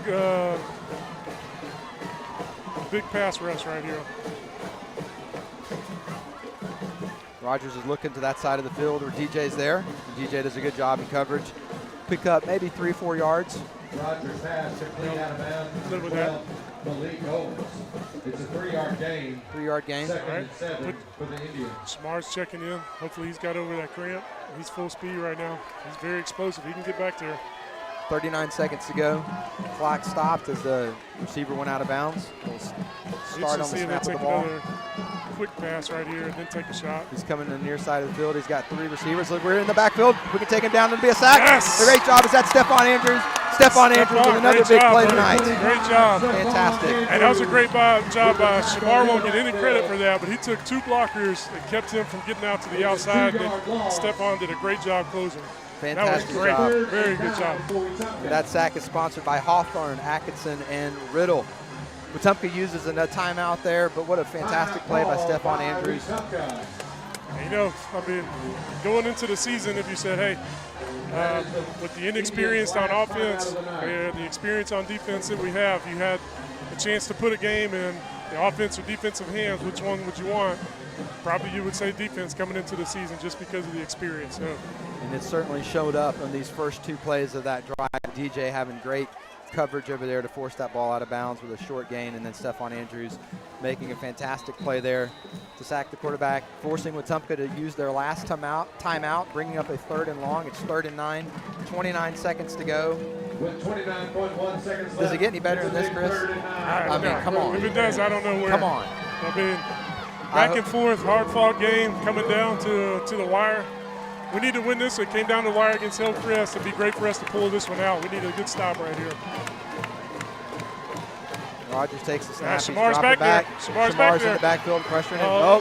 We're going to get him. We're going to get him. Yep. Yes! Take him down. There we go. Good Take him job, down. defense. Clock is going to keep running. Clock is going to keep running. It can't stop. They can't stop the clock.